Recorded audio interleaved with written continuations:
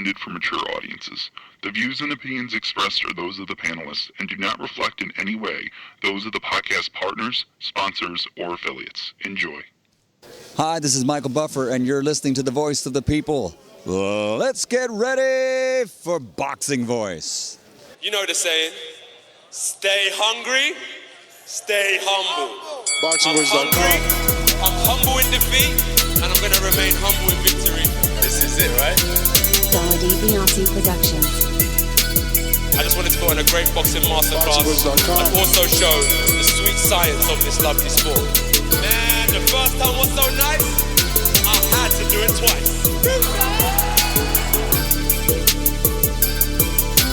I'm prepared to the best of my capability, and I pray that I get the win. Look at him, I love Mike Tyson, how he came into the game on some different kind of vibe. You know what I mean, man? It takes a crazy man to want to fight, you know what I mean, day in, day out. It's a hardcore sport, as you said, no silk shoes. Ain't no other sight in the game to see the boxing boys. What up, what up, what up? Welcome back, ladies and gentlemen, to another episode of the Boxing Voice Radio. It is Sunday, and just like the good man upstairs, we are here, faithfully bringing you your boxing talk day in, day out. Doesn't matter, rain, sleet, snow, TBV is in the building. We're back with another one to discuss not only Big Baby Miller, but Bob Arum drawing a line in the sand. He says Big Baby will no longer ever fight on one of his shows. We got a lot to talk about. I mean, outside of that, we got one of our very own, that's right, one of our very own Border Wars participants. Just couldn't wait for Border Wars to get back and join Street Beefs. You know, Street Beefs got like 1.5 million subscribers, and they fight in the backyard, kind of. But I mean, at least it's with boxing gloves, right? Look, I'm not condoning it, nor am I bigging it up, but I'm definitely bigging up my boy Rob the Genius, former co-host, Border Wars attendee, participant, holding it down and really catching a body on Street Beefs, man. Kind of gave me, I don't know, I got the itch, man. I see my man throwing them bows. I got the itch without a doubt. But we got some even bigger news than obviously Street Beefs and one of our very own getting in the dirt circle. AJ and Fury are part of the new EA Sports game. And I'm not talking Fight Night. I know it sounds like we should be talking Fight Night, but EA Sports is making a UFC game, UFC 4 video game to be correct, and AJ and Fury will appear in it as playable characters in the new game, but not Deontay Wilder. Did they snub him? What's going on? Was the loss the reason that he couldn't make the cut? What the heck is going on? Why can't you be Deontay Wilder in a UFC game if they're going to add boxers? That being said, we got to talk about what's really cooking the internet. Gervonta Davis took to LA, and listen, I want to go a step further. I might have to go ahead and schedule my good friend, Buddy McGirt, because Buddy was on hand for this sparring that we're going to be discussing today, and I'm talking about sparring between Gervonta Tank Davis, the Floyd Mayweather TMT promoted fighter, and Ivan Redkach, most notably known, or most recently known for getting stopped by Danny Garcia, but also getting that long, well, not long, but, definitely a decent stoppage, I believe, over Devin Alexander. But that is on the docket. I mean, the internet went crazy. Gervonta posted some sparring, and it looked brutal. But then Ivan came out with his own side to the story. So we'll give you all the details and let you know what Ivan said and what he is alleging and what's going down Monday morning, because that sparring session definitely sparked some heat between Gervonta and Ivan Redkach, so much so that somebody who is trained by Buddy McGirt, and I'm talking Blue Nose, might have said a little something that he shouldn't have said, and now he got all of Shakur's Brick City ass on him. Yeah, we want all the smoke. So we're going to give you the details about that and their little feud and what exactly is going to happen on Monday. But look, man, we got a bunch of other stuff to break down. Vergil Ortiz still saying he wants to fight Bud Crawford, and he believes it's an easy fight to make. So I'm ready to talk boxing. Let me head on out to my co-host that we do have on hand and get this thing started. Corpus, what up? It's me, Mario. What is up? I was like, tag me in. I'm ready to go, bruh. I'm telling you right now, these are some really good topics. That Big Baby Miller's been just burning a hole in my mind all weekend since I saw it in, I think, the Border Wars chat, if I'm not mistaken. Somebody sent it, I think maybe Marvin. And then AJ Fury playable characters. I had heard these rumors for like about a week or two, probably longer. My brother's a pretty big gamer, and he was telling me, and I'd continuously forgotten to even Google it, so I never even looked it up. So I was surprised when the news dropped, and I got a lot to say. But before we go on, I just want to tell everybody, what a great UFC main event it was last night. We should all do our best to convince Ness to go and watch it. He missed one hell of a fight, and if you saw it, you know what I'm talking about. So, make sure if you call in, you let Ness know that he must watch it. He's got to watch it at some point because it was so good. But yeah, let's just hop into it, man. Big Baby. Whoa. What up, Ness? What up? What up? I mean, are we going Big Baby? Which one was the first? Oh, it is Big Baby It was Miller's. Big Baby, yeah. We can go the other way if you I want. mean, no, it's all good. Big Baby Miller's contract is terminated, and it sounds like it's indefinite. According to the quotes, Bob is saying that, and I'm paraphrasing. We'll actually give you the actual quotes in a bit. But Bob is basically saying that Big Baby will never fight on one of his shows again, and that's I don't want to say disappointing because, you need a punishment. But I am disappointed that his career might be over. It truly might be over. If Bob is taking this stance and Eddie's taking that stance, really what's left and does PBC, which is the last big promoter, take that chance on Big Baby? Or does he fall back to the wayside of a... Oh, they promoters now. I was just playing. Does he fall back I know to the what you're saying. wayside to like an average promoter, similar to like... He can't go back to Salida and Greg Cohen. Cohen's in the federal penitentiary. Salida has moved on. I mean, really, the only thing that's left is a Lou DiBella who's savvy enough to move him and maybe put him in the right position. And then you got a guy like Cameron Duncan. Well, he may not be the biggest promoter, in town, but he's had talent like Mikey and Crawford and so many others. Now he's got Ennis and Brandon Lee. So he does know how to handle talent. Can he take them to the next level? I don't know. Both Ennis and Brandon Lee desperately need the next level fight. But, I mean, if you're Big Baby, you run out of options. It's either this or end up fighting somewhere in a foreign country. Yeah, definitely. I'll go with the real quick with the quote so everybody can get caught up together.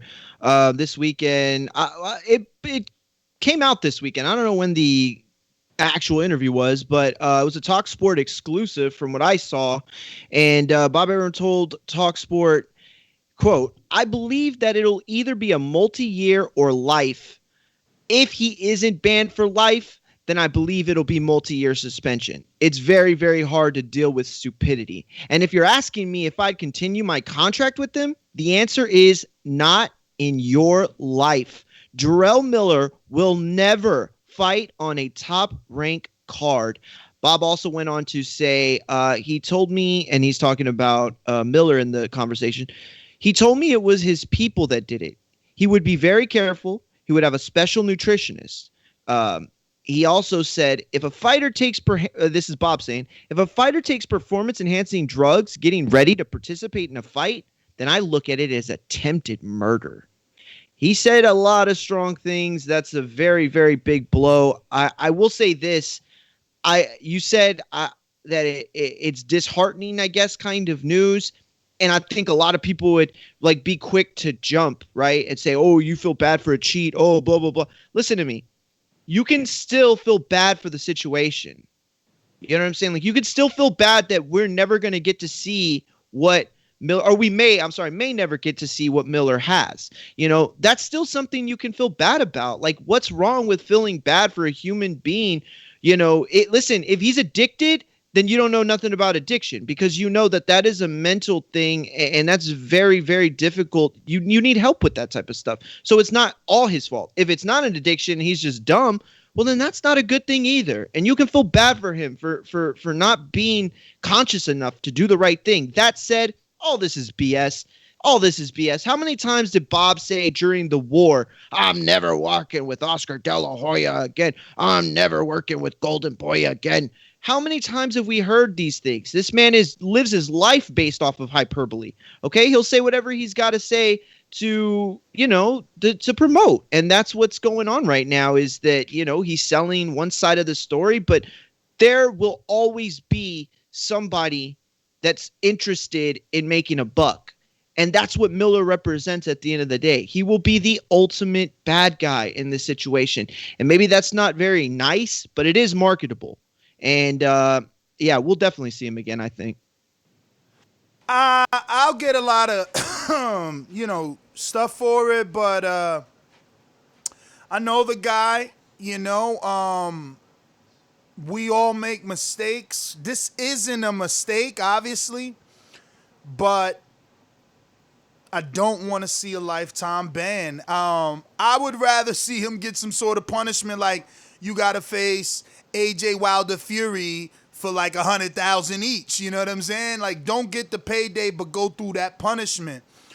I know that's not realistic, but I just want to be honest. You know what I mean? I'm not happy that we won't get to see him.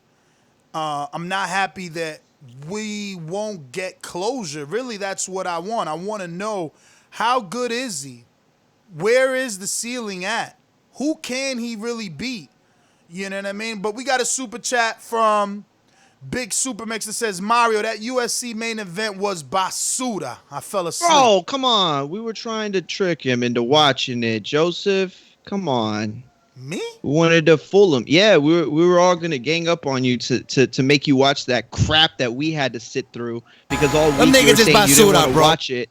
All week you said you didn't want to watch it, and I was like, he's a fool. And then I watched it last night, and I was like, I'm a fool. It was awful, bro. Terrible. But listen, I want to say this, okay? I wrote this down while you were talking. I want to be very clear, because I know people always accuse me of switching and, you know, BS, whatever. Listen, I want to be very clear on this. I would like a lifetime ban put on, but I would also like to see Miller fight again, and I'll explain. I don't want a lifetime ban because I want to punish Miller, or because I'm fully done with him, or because I don't think he has any talent, or because I think he's just should be forever a cheat, labeled that way. Okay, because this is a situation where he's a human being, and we just don't know what's going on in a human being's life that would make him go this way. And we don't know that maybe the decision was he trusted people he shouldn't have. Like, we don't know what happened, but he should be punished, and he should be punished severely. But a lifetime ban is equivalency to, the death penalty in boxing. You know what I mean? Like, that's the death penalty. And what did he do? Because there are a lot of crimes out there that you should get the death penalty for, right? Rape, killing children, murder, all those things are there. Attempted murder is what you want to label it in the ring. Okay, but to what degree? Because is this attempted murder, or is it manslaughter type situation? No. Because manslaughter, you actually killed someone, and the reason they label it manslaughter, I mean, guess you could Google it, but it seems like good point. You're right. It seems like a charge gets downgraded to manslaughter when you killed someone, but they don't really think you did it maliciously. You know what I'm saying? Like, maybe you ran someone over. That's manslaughter, not murder. Now, Bob said attempted murder, so you don't get the death penalty for attempted murder. You don't get banned for life. There is a punishment. I'm not the big baby Miller, savior. I'm not here to make sure he gets a license. I'm just saying, if you have it on the level of murder, he didn't commit it. He didn't get in the ring. It didn't get to happen. So you got to charge him with intent, premeditated. All that is cool. but murder or manslaughter is the wrong, I guess, words. And you know, something that you said that was spot on is to what degree. There's first degree manslaughter.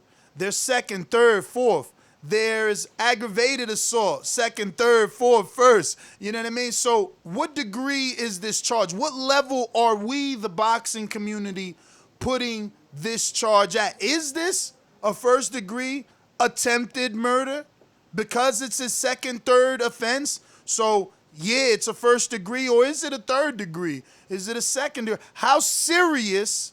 And I know that's a poor word because, you know, you use the word serious and they're gonna say automatically it's super serious. But I mean, by serious, I mean what degree? Where does this fall? You know? Listen. What's serious? Me going into my wife's phone and seeing text messages with a dude I don't know. That's serious. Me walking into my home from work and catching her in bed with a dude naked. That's much more serious. You know what I mean? So there are degrees of seriousness. And in this situation, look, I'm going to say it clearly. People get life, right? But they still have the possibility of parole. That's what I think should happen here. I think we should institute a lifetime ban because the biggest thing that I want to see is it curb anyone else's decision making from here on out. We need to set a precedent, okay?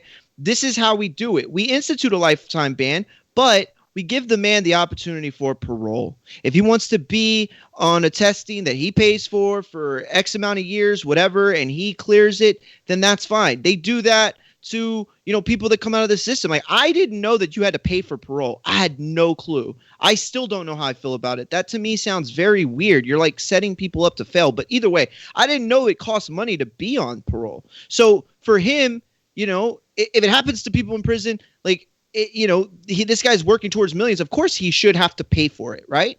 So I want to see it, but I want to see him be punished, but I want it to be fair. This shouldn't be, you know, this man is being put on a cross, and I understand why, but I feel like we have to understand the situation. Like, so many people get by with this. So many people skate. We have to set a precedent. At the same time, does he deserve the death penalty? Because that's what you're talking about in the sport of boxing. Nah, man. He should have the right to rehabilitate himself. Call him Cough Gate. Yo, yeah, no, I agree. I agree 100%. I mean, if you know, you're talking to parole and guidance. You spoke of addiction. If I was Top Rank, I wouldn't let him go. I'm just saying. I'm not letting him go. I'll book him into AA, and I will have someone watch over him. But the thing is, I guess that's too expensive for Bob. You know, it's like I'm not going to invest more money into have someone be his babysitter. And I understand it. But we got a super chat from Meezy BX says, are the FA rumors true? Did he sign with Jay Prince? If so, surprise, Shelly and Al. Damn, I forgot Lawson. to put that on there. You know, I don't know if they're true, man. We're going to have to get Ronnie Shields on here, but it does look true. There's pictures. Yeah, it does look true to me. Are the pictures on James Prince social media? No, they were on FA's. Actually, they first appeared on someone else's Twitter handle that I don't even know who it was. And then FA posted it very, very shortly after. Real quick, just for context, we got Calvin with the super chat that says, don't defend this clown. This is his fifth or sixth substance found in his system by me. Yeah, fifth or sixth substance, if you're counting the 2 tests that just passed. You know, he had 3, this one's 4, and then he had the last situation. You know, so yeah, he's definitely had 6 or 7 substances, but it's 2 or 3 failed tests. So yeah, exactly. Because that's got to be very, very, look, the different substances do different things. You know what I'm saying? So it's like, okay, if somebody takes 3 different medications, are they really sick? Well, if one of them is an enzyme blocker for your heart, another one is to help promote, blood flow through the heart. They're all heart medication. You know what I'm saying? Like, they're all steroids. He took steroids this time. He got caught for steroids. Yeah, you could break it up into substances, but that's how steroids work. You don't just you don't go to a lab or wherever you get your steroids from and say, well, man, which one do I want? It's not a soda at the store. Like, this is a highly complex piece of chemistry, and it takes multiple things to, get it right. I'm glad CYP agrees with us. He said nobody's getting 99 years for attempted murder. And that's true, because that's what a lifetime ban is. But Mario, I don't know anything about other sports. What did Mark McGwire get? Was he able to play? Like, when baseball players get caught, are they able to play again? Are there lifetime bans in other sports? There are lifetime bans. Right now, Pete Rose has a lifetime ban for betting on baseball while he was the coach. But he was betting on his own team. So I don't think that was fair. Damn, but how the hell can't you bet on your own team? He got a lifetime ban for it, and he's one of the greatest hitters of all time, like all time. And he's not in the Hall of Fame. They won't let him in the Hall of Fame. They won't let him in baseball. They want nothing to do with him. And so there are lifetime bans in other sports.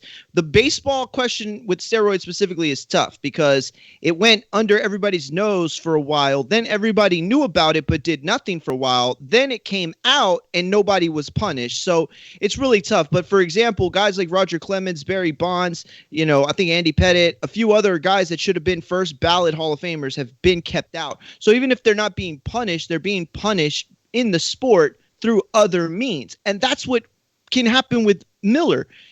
We can write about him, we can talk about him, we can make sure that everybody understands what happened was wrong. We can punish him for 3, 4, 5 years, take away a chunk of his career for the fact that he could have taken a big chunk of someone's life. Okay. But at the end of the day, a lifetime ban in boxing, for getting caught with steroids multiple times, it's like, what precedent do we set? Is it so important that we take this man's ability to earn, that we take, yes, it's important because it's going to stop other people from doing the wrong thing. Hopefully it curbs people's decision making and it saves lives. But we're also talking about Big Baby Miller's life. The guy who did the Boston bombing, sure, lock him up, throw away the key. The guy, the terrorist that took down the towers, of course, throw him in there. I don't want to see him again. But we're talking about Big Baby Miller. He still should have some rights. Be punished, yes, but there are severe enough punishments that don't come anywhere close to a lifetime ban. You know what I'm saying? So, do we know what is the precedent? I know we don't have a lifetime ban, but I mean, what's the longest USA ban? That's a good question. And I guarantee you, whatever it is, it's probably not for steroids. It's probably for cheating, but some other form of cheating. But, I think Louis Resto, isn't he? He's got a lifetime ban. I mean, Margarito. And Panama Lewis. Listen, Margarito didn't get one, and he had loaded gloves. Yeah. They played dumb, though. And remember, even though we all suspect he didn't get caught for it in the Cotto case. But we got a super chat from 904 Geo. He says, the dangers of steroids is to the user, not the opponent. Ooh, and Supermex is saying... That is zero. That's not right at all. The dangers of steroids is to the opponent, not the user. Well, I mean, I think he's taking it from the fighter standpoint, where we have plenty of fighters come on the show and say the steroids don't make you better. They ain't gonna got you. They ain't gonna make you hit harder. Yeah, but I still disagree. I understand his point, but I still disagree because steroids they're not dangerous for you. I mean, they're dangerous if you take them over and over for years. Yeah, they could grow tumors. They could grow your heart and you'll have heart problems because the heart is a muscle. So people have to understand when you take steroids, it's also strengthening and enlarging your heart. So that's a big problem. But, you can take steroids once and literally, I mean, zero chance. I mean, I'm not saying zero, but it's a very small chance that anything serious is going to happen. Real quick, Joseph, if you could just help us out and tell us anyone on there that is at least relatable. He sent me a list of everyone who's ever gotten a lifetime ban, and it's about 30 people, I believe. But, I'm not about to read all 30 people's sentence. I need to know what's the most relative that we can use here. I know I seen Panama Lewis there. Did you see it, Mario? He's there. Yeah, I saw him there. Let me I'm read. looking at it right Let's now. read out loud what he got and what happened exactly. Panama Lewis in in June 1983. Man, I was a baby when this happened. In June 1983, bout between Louis Resto and Billy Collins Jr. I think I watched this on HBO. Let me tell you, this whole documentary. I didn't get to see this fight, but I know everything that's going on. I know Billy Collins and Resto because of HBO, I believe. It was a documentary with them. But anyway, back to the quote.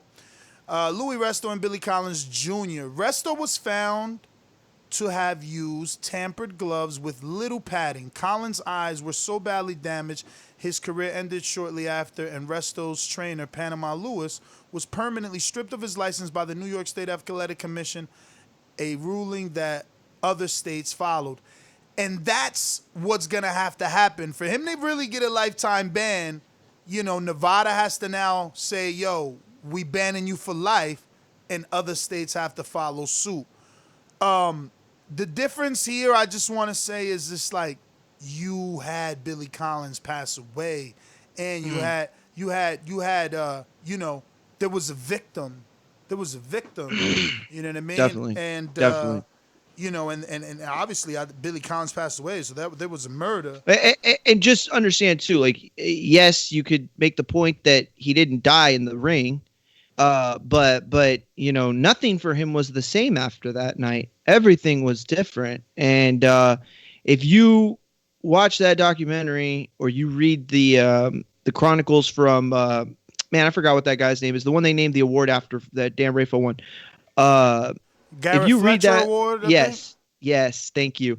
He said something about it being the equivalency to like a death in the family. Like, it was just this thing that after that fight, everything had changed for this one person, and it was solely based off of that fight. You know what I mean? Like, you can pinpoint everything back to that fight. It's like, how often can you do that in life? Like, when a guy goes to jail, you say, oh, well, what happened? Oh, well, I was in a gang when I was okay. Well, why were you, was that it? And like, oh, well, my mom, she used to hit me and my dad left. Like, it could be so many things that attribute to whatever decision making you make, good or bad, that it's really hard to pinpoint it in most situations. But in this situation, it was because of Resto. Yo, I mean, the precedent is there with other sports. Just reading this guy, Ben Johnson, after testing positive. Oh, yes, Ben Johnson. After testing positive for drugs for a second time, sprinter Ben Johnson was banned for life by the International Amateur Athletic Federation. Johnson was stripped of his 1988 Olympic gold medal and world record. Johnson's suspension was eventually lifted, but he never proved to be the same elite runner again. And that is the thing. That's what I want for Big Baby. I want to know, was it the drugs, bruh? I mean, as boxing fans, don't we feel like the punishment is him having a fight without the drugs and not, like, I watched all the Batman, so I just picture Bane when he ain't got the juice and he's like a little wimp nerd, you know what I'm saying? Yeah. I want to see if Big Baby is all talk, or was the talk only part of the roid rage? That's a great point. Was the toughness because you was shooting up and you was confident? Was the toughness because you had shit in your system which made you get angry and aggressive? Like, I like that. I'm not done, man. I'm not. It's an investigation. I like that you said. I like that you said this perfectly. Isn't it a punishment to have him in there if he was not worth anything and it was all steroids, and he goes in there and just gets beat and gets exposed, probably on national TV? You know what I mean? Like, that's you're absolutely right. The problem is Jerry wasn't gonna do that, but someone else would. It wasn't gonna be Takam either. Takam, he was short and he was lunging in with that head, but he would have been so much shorter for Big Baby. Both those were very winnable fights for him. It's gonna take someone in the bigger, up there, a Wilder, a Fury, an AJ, Dillian White. I always wanted it. I always wanted. I'll take Oscar Rivas. I would love that Dillian White fight. What could Oscar Rivas do? You know what I mean? I would have. Yeah. I mean, whatever, man. We spent 40 minutes on Big Baby. You know, I understand that boxing is a blue-collar sport. Boxing is an inner-city sport.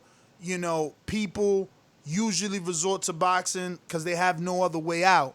So when you guys are thinking about lifetime ban, hopefully now your frustration has died down. I know it's 1, 2, 3 times, but at the end of the day, I could shoot someone right now, go do my time and come home and still find a job. Still at least buy my son a gift. You understand what I'm saying? We are taking the ability for him to make money for the future. And I know he took that from himself.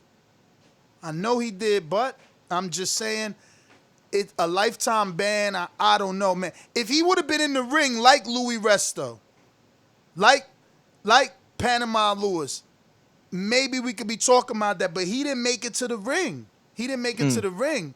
You know what I mean? Yeah. He wasn't savvy enough. And it is what it is, man. Moving on to... Listen, for real quick, final words, I just want to say, super chat from 904 Geo. He says, hit to the head is the danger, steroid or not. Which, yeah, I mean, you're absolutely right. I think if you, though, are training to a point that gives you the conditioning that allows you to stay in better shape, that makes you just as strong in the 8th round as you were in the 4th round, then those damages are much harder for a longer time. You get what I'm saying? Like, you're taking more damage from a better fighter than would have been in front of you. Whether he hits as hard as he would have, it doesn't matter.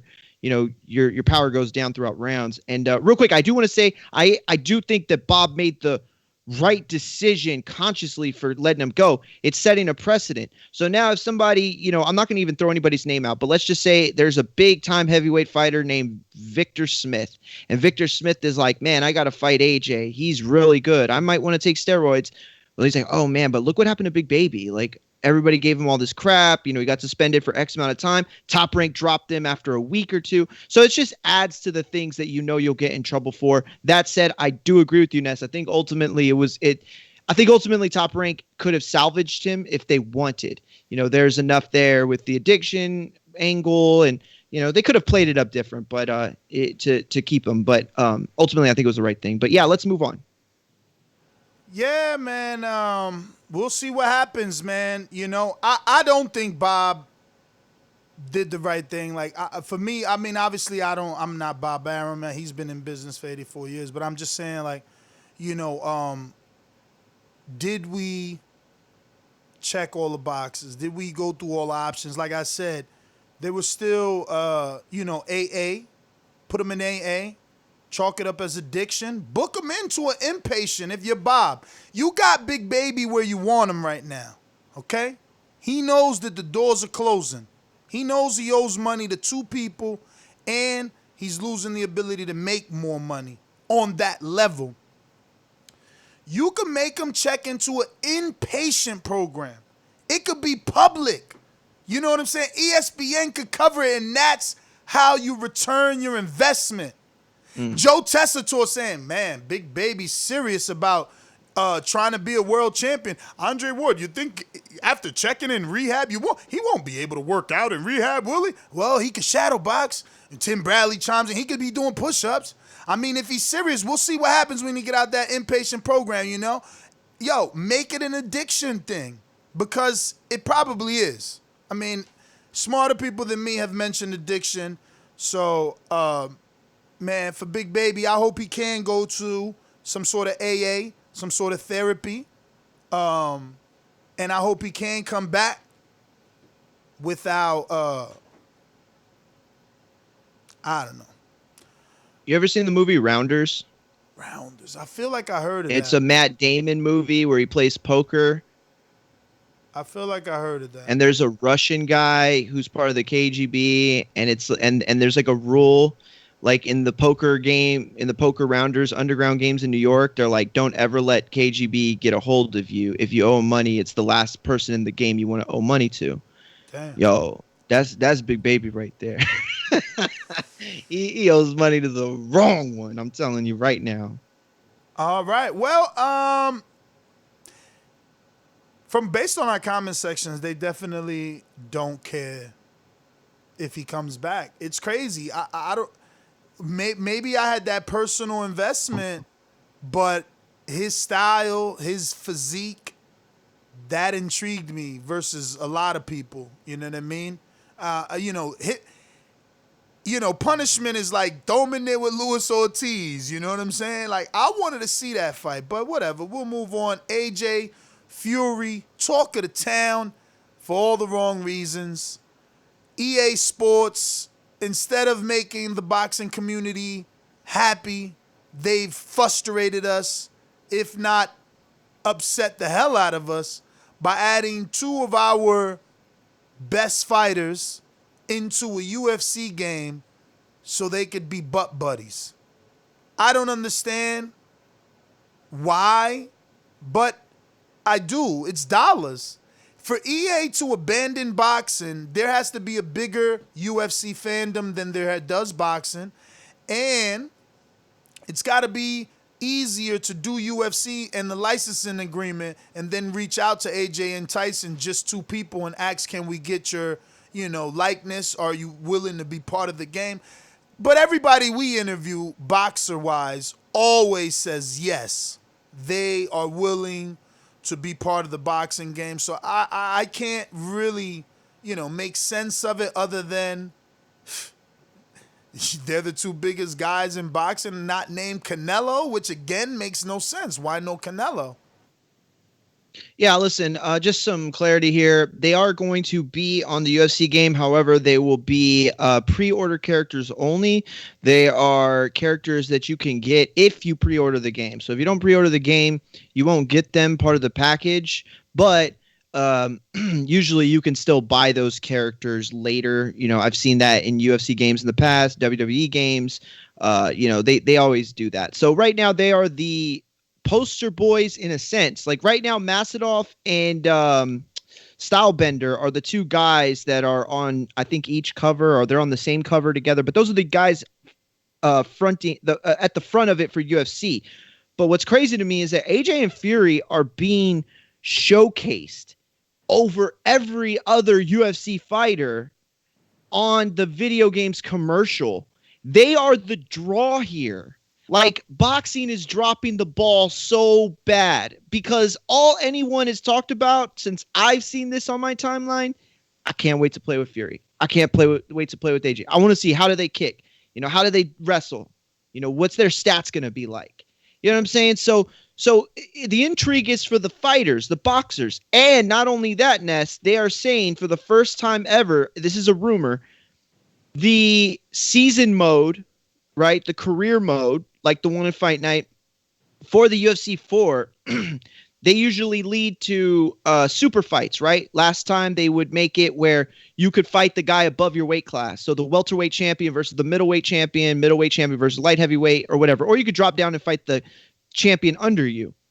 They are saying that the ultimate prize at the end of the UFC 4 career mode is going to be a cross-promotion fight with AJ or Fury, that they're going to be unlockable characters within the franchise, or within the season mode. That's a huge thing. Like, I mean, it's just so big. Can you imagine? Let me just put it this way. Can you imagine a Fight Night game coming out and them bringing a UFC fighter to fight in the boxing? Like, that makes no sense. Like, who cares? So this is crazy. Boxing's dropping the ball. I could see Fight Night boxing and they add McGregor.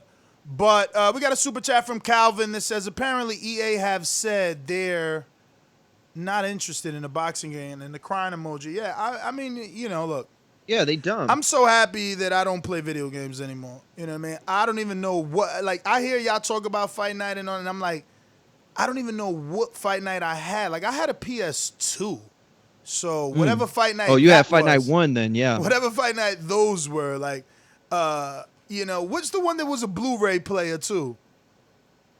That was the PlayStation 3. That was 3. Oh, so I had a 3 too. I never had the 4. Oh, got you. I never got. I bought my son the 4 though. I had the Xbox. I switched to 4, but I am gonna go to the 5 though, PS5. Real quick super chat from Rod 870. He says, "I'd rather fight a fat guy on PEDs with regular padded gloves than an A guy plus 40 pounds with broken in altered gloves. Boxing only hold black cheats accountable." Okay, so that's a Fury. That's a Fury. Yeah, that was a Fury reference to shot. Fury. So real quick though, I do want to say this. Look, if anybody got snubbed here, it's got to be Canelo. I mean, I understand the Wilder snub issue, and to a degree, I think they're right. You know, if you could only go for 2 fighters though in the heavyweight division, I don't know why that would be a rule, but let's just say they were in the marketing team. They're like, okay, who are we going to put on this game? Okay, we need 2 guys. We can only have 2 guys. Can't have 3. Can't have 1. Got to have 2 guys. And they got to be in the heavyweight division. Okay, well, if for some strange reason that happened, then okay, then I guess I see AJ Fury, you know. But here's the question. Like, if you're going based off of popularity, or you're going based off of who's the best from boxing that we could bring over to make this really cool, it's Canelo. Like, even if Canelo doesn't make as much money as the 3 of them, or even if Canelo didn't sell as many pay-per-views, or even if you could quantify every single one of their worth and commercial appeal, and Canelo's the 4th guy on that spot, Canelo still represents the pound-for-pound list in ways that AJ doesn't, and in ways that Fury doesn't. So if anybody got snubbed in this situation, I think it's Canelo, you know, and I think that it should have been Canelo in it. You know, you have 2 heavyweight guys. For what? Are they going to fight each other? You want to make a super fight at the end of it, but you could only do that in the heavyweight division. If you would have added one more division, guess what? The guys that we saw last night that stunk up the joint, Mazadov, they could have had a super fight with Canelo in the game. You know, Usman, who kept the championship and bored the hell out of everybody and probably landed more toe strikes than he did anything else, he could have fought Canelo. Like, it would have been a situation. And actually, now that I think about it, the welterweight division is different than it would be. Welterweight would be Canelo. Yeah. So I don't know. Maybe I'm wrong. 175? Yeah, 175. I think that's what the welterweight division is. Whatever. Regardless, I'm getting off track here. I'm just trying to say that I think if you could make a case for anybody, it should have been Canelo, because he's got the best ratio of commercial appeal with pound for pound greatness. Like, could you put Bud on there? Not according to Could their you put stat, Lomachenko in there? Not according to their analytics, champ. Like, they didn't make a mistake, I don't think. You know what I mean? I'm sure they had a team of people figuring out who they should go with if they're going to go with 2 boxers. I would hope they did. King on me's a Patreon, so I'm going to answer his question. He said that Canelo's not athletic to be even considered, like, to visualize him in the cage. Okay, fine. Fury is? We can imagine Fury throwing kicks. I mean, I know there's stuff out there. Well, remember, Fury was training, and there was a lot of hoopla with the UFC building up that Wilder fight, and he even did some striking and stuff like that with a MMA coach. But we got a super chat from Big Super Max that says, "I think the UFC just wanted the current heavyweight champions." Yeah, and if you're Wilder, that has to be driving you mad. Like, would he have been in it? Or was he going to be, like you say, snubbed because he's not AJ and Fury? But Rod and A70 says, Fury used MMA gloves in the Wilder 2 fight. What is that? Hands up emoji? Like, not hands up, but like shoulder shrug? Is that called shoulder shrug emoji? Shoulder shrug emoji. Yeah, I think it's shoulder shrug. Like, and I don't know. Emojis. Type of thing. Yeah. Like, I don't Fury know. used MMA gloves in Wilder 2. That's hilarious. Is that the one you were reading? Yep. Yeah, and you did the LV Slugger, right? LV Slugger, no. LV Slugger is when the heavyweight division is popping like now. All of boxing is. This era of boxing is perfect for a fight night. EA Sports missing out on money. Absolutely. Could not agree anymore. Again, you guys don't think that, in this day and age, like, we could do polls, for God's sakes. You don't think that EA is checking their data and their comment section and going off of game sales? Like, if boxing was big business, I'm sure they would be doing it, man. No, you're right. Listen, they have if I'm not mistaken, I think they have a bigger UK market than they do a Mexico market. And the it's Mexico also market they were easier, supposed to go into with Velasquez, and then he lost. So remember that, in my opinion, it's also easier to do it with UFC because you just got to deal with the UFC. They own the fighters. You don't got to go to Floyd and Shakur and sit down with James Prince to talk to his fighters, then go talk to Al. That's a good point. It's a lot more. Now you got to go. But what boxing game has ever given us everybody? Like, what's wrong with doing that? Well, you know what I'm saying? Well, like, Fight I know Night you're used to saying give us a UFC lot. is easier. Fight Night used to give us a lot of fighters back in the day. They did. No, they did. They absolutely did. But guess what? There was a time when Andre Berto seemed like one of the best welterweights in the world. They missed him on Fight Night. Yeah. He didn't make the cut. They took Floyd off. You know, so it's always something or another with boxing games. But you're absolutely right. With UFC, it's never an issue because UFC has those licenses. I always felt like Floyd, exactly. I always felt like Floyd might have took himself off. Like, I'm not selling my likeness. I always thought he should have started a game himself. Bro, we're Hispanic, so you know exactly who I'm talking about. I just watched the documentary. I didn't even want to watch it, okay? I called myself not watching it, playing chess in the bed while my girl watched it and got so drug in. You remember Walter Mercado? Oh, yes! You better remember Walter Mercado or I am done with you as a Latino. Bro, Tell me who's Walter Mercado. He's the flamboyantly... I don't want to say that word. You're warm. Psychic. Flamboyant. Yes, flamboyant. you got it. All right. Yes, dude. You almost scared me because sometimes you're Spanish. I'm like, yo, I never checked Mario if he No, my grandma watched her novellas and her Salvador Gigante and her Cristina. So, yeah, I seen it. So to tie it all into Fight Night and EA Sports, brother, this guy, Walter Mercado, lost the rights to his name and his likeness and everything that podcast version, right? Reconnect. Hold on. All right, yeah. So I was talking about we got disconnected there. I don't know what's going on. It got to be an eCam issue, but we were talking about how he lost his likeness and he had to go through like a 6-year legal battle just to get it back. He wasn't even able to work. So I'm tying that into getting individual licensing for all those fighters is going to be difficult. And, like, I can't remember how long ago I played that game. It had to be, like, 2007 maybe. You know, I was heavy in the video games, I want to believe, in 2007. But, bro, how many fighters were on that game? Like, how many real fighters? Was it a dozen? Was it 2 dozen? Like, how many real fighters were on there? It had to have been at least 2 to 3 dozen, and probably closer to 3 dozen. Because remember, they had almost every single division represented, with the exception of like lower than bantamweight or maybe even lower than featherweight wasn't ever really represented. Except for Fight Night Champion, they did have Nonito Donaire, and I think they ended up putting Ivan Calderon as an unlockable character or a buyable character. I remember Calderon. I remember. Yeah. And that's crazy. Like, look, you got him. He was the only one in the division. But maybe he was cheap, too. Yeah, exactly. He probably was cheap. But that's the thing. Listen, what's cheap to me is that this is a situation when you're playing UFC 4, and it's like, what's the only step you can make is fight with AJ or Fury in the heavyweight division. Like, what if I don't want to play in the heavyweight division, but I still want to make a super fight? Like, it just kind of unlocks. I mean, is it cool? Yes, it's cool. I'm not going to lie. I think it's a cool thing. I might be on my own on this, but I do think it's a cool thing. I don't know. I think I'm just so sour that we don't have a boxing game. And the more that, did you see that the Maloney brothers are going to be on that esports game with Nelson?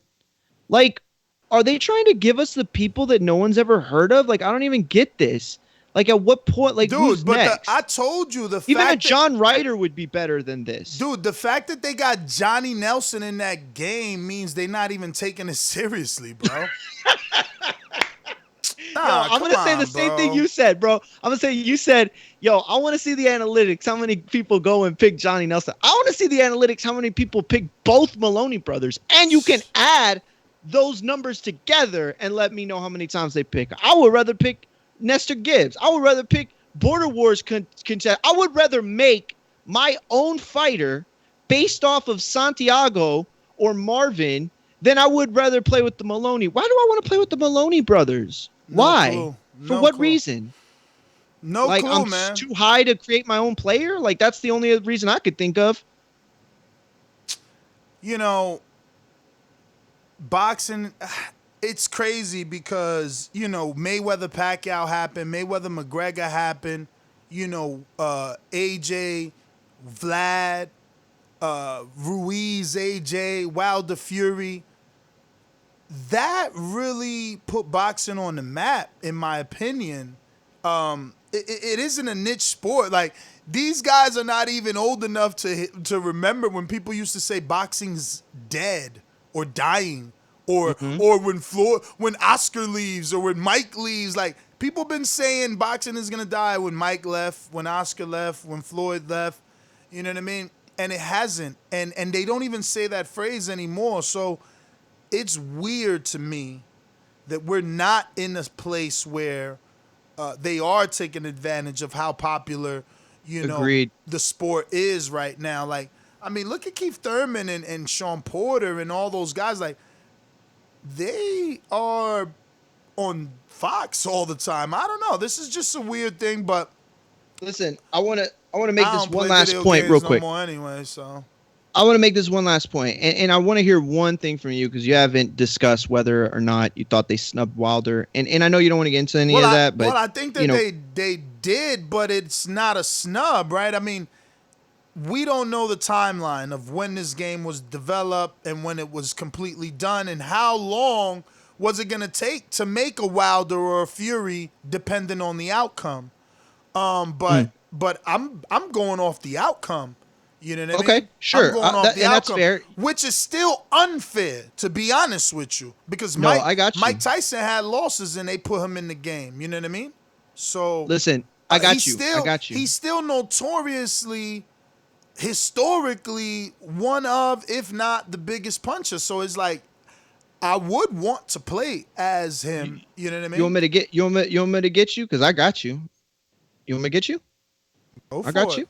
Oh, I got you. Listen, nobody expected probably this from me, but I'm going to tell you right now.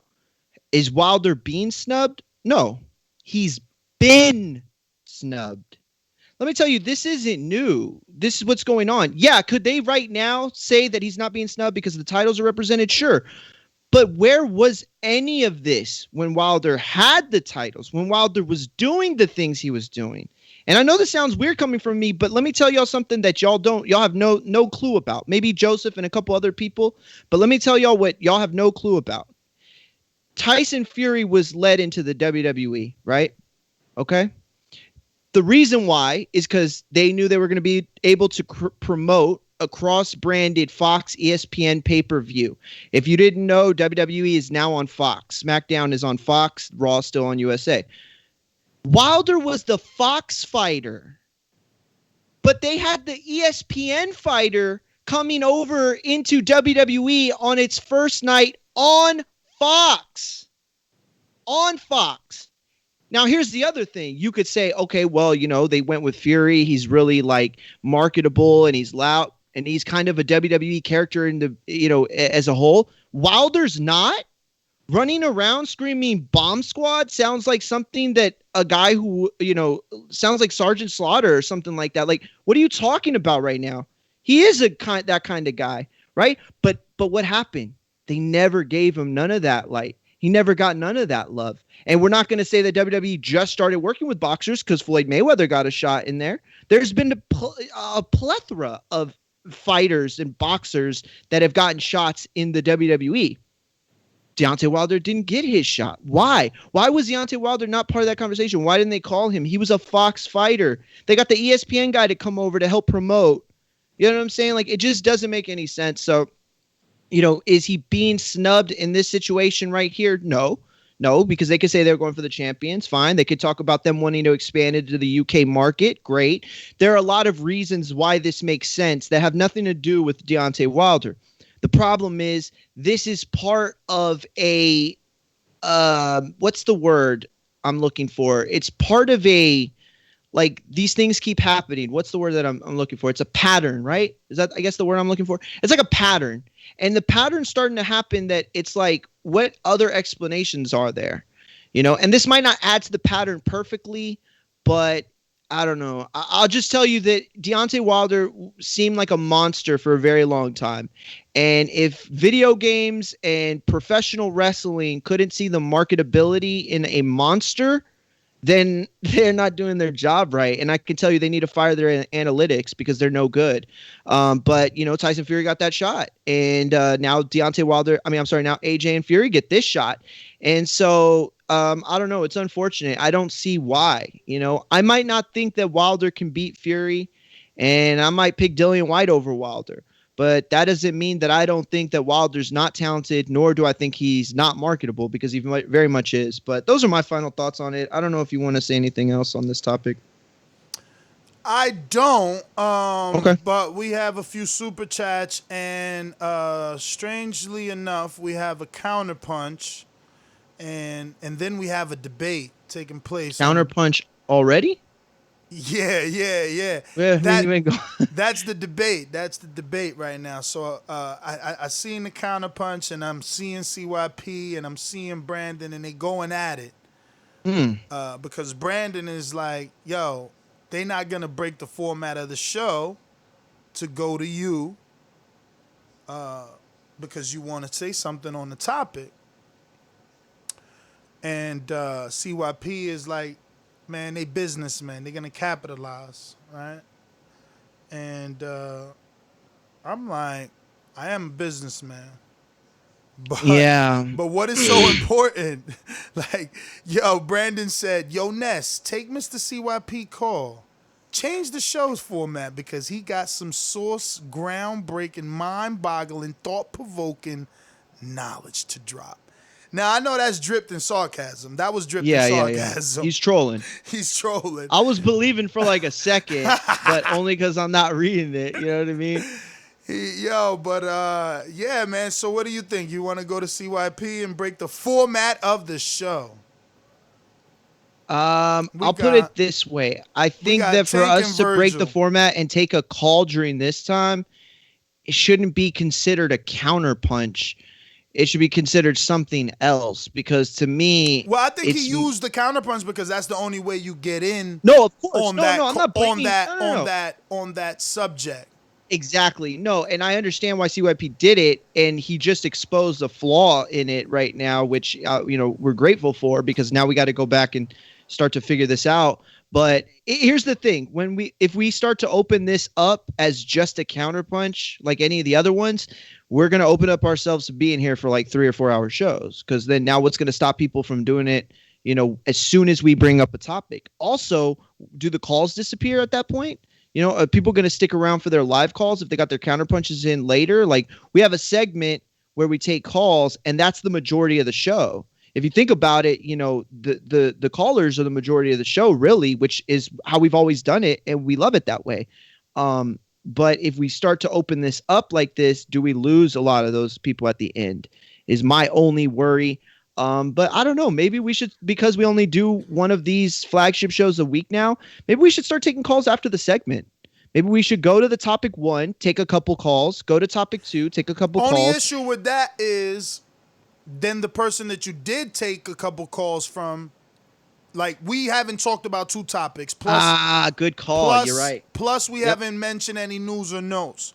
So let's say we go to Stonebone, who isn't counterpunching, just his call, and it's like, oh, Stonebone, we talked about AJ and Fury. You got any thoughts? And he got thoughts, but he's probably going to have thoughts on the other things, right?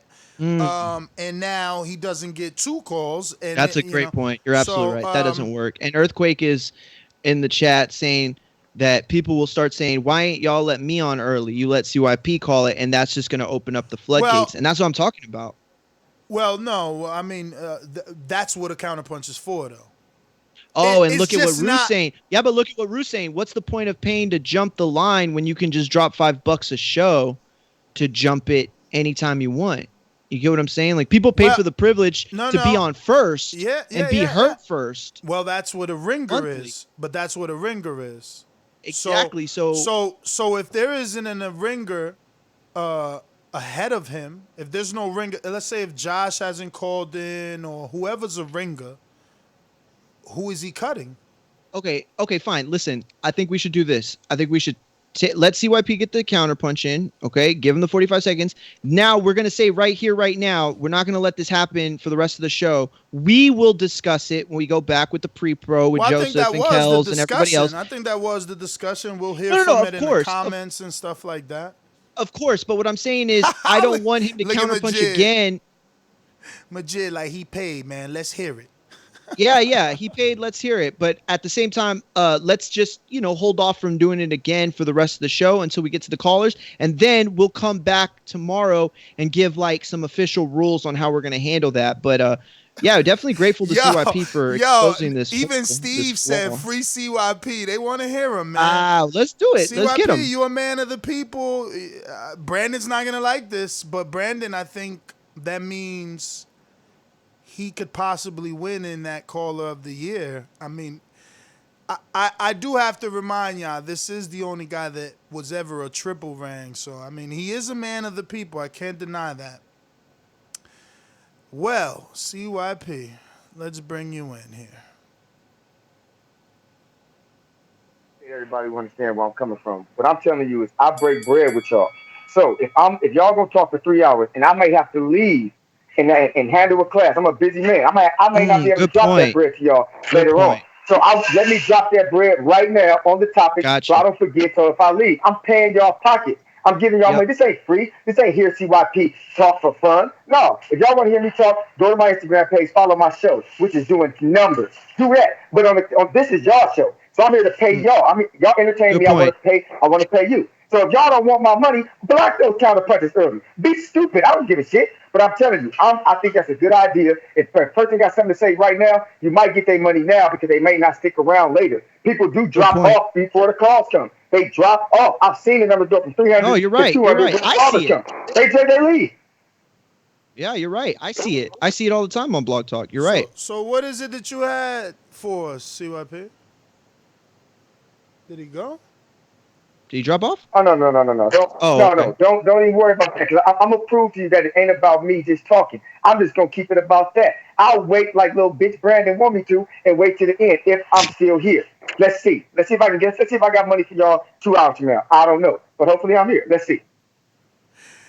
Yo, he is hilarious. So, all right then. Well, I'm grateful that he his did counterpunch show was us just this, to talk this about whole, the counterpunch flaw, not to talk about the secret information that Brandon says he has.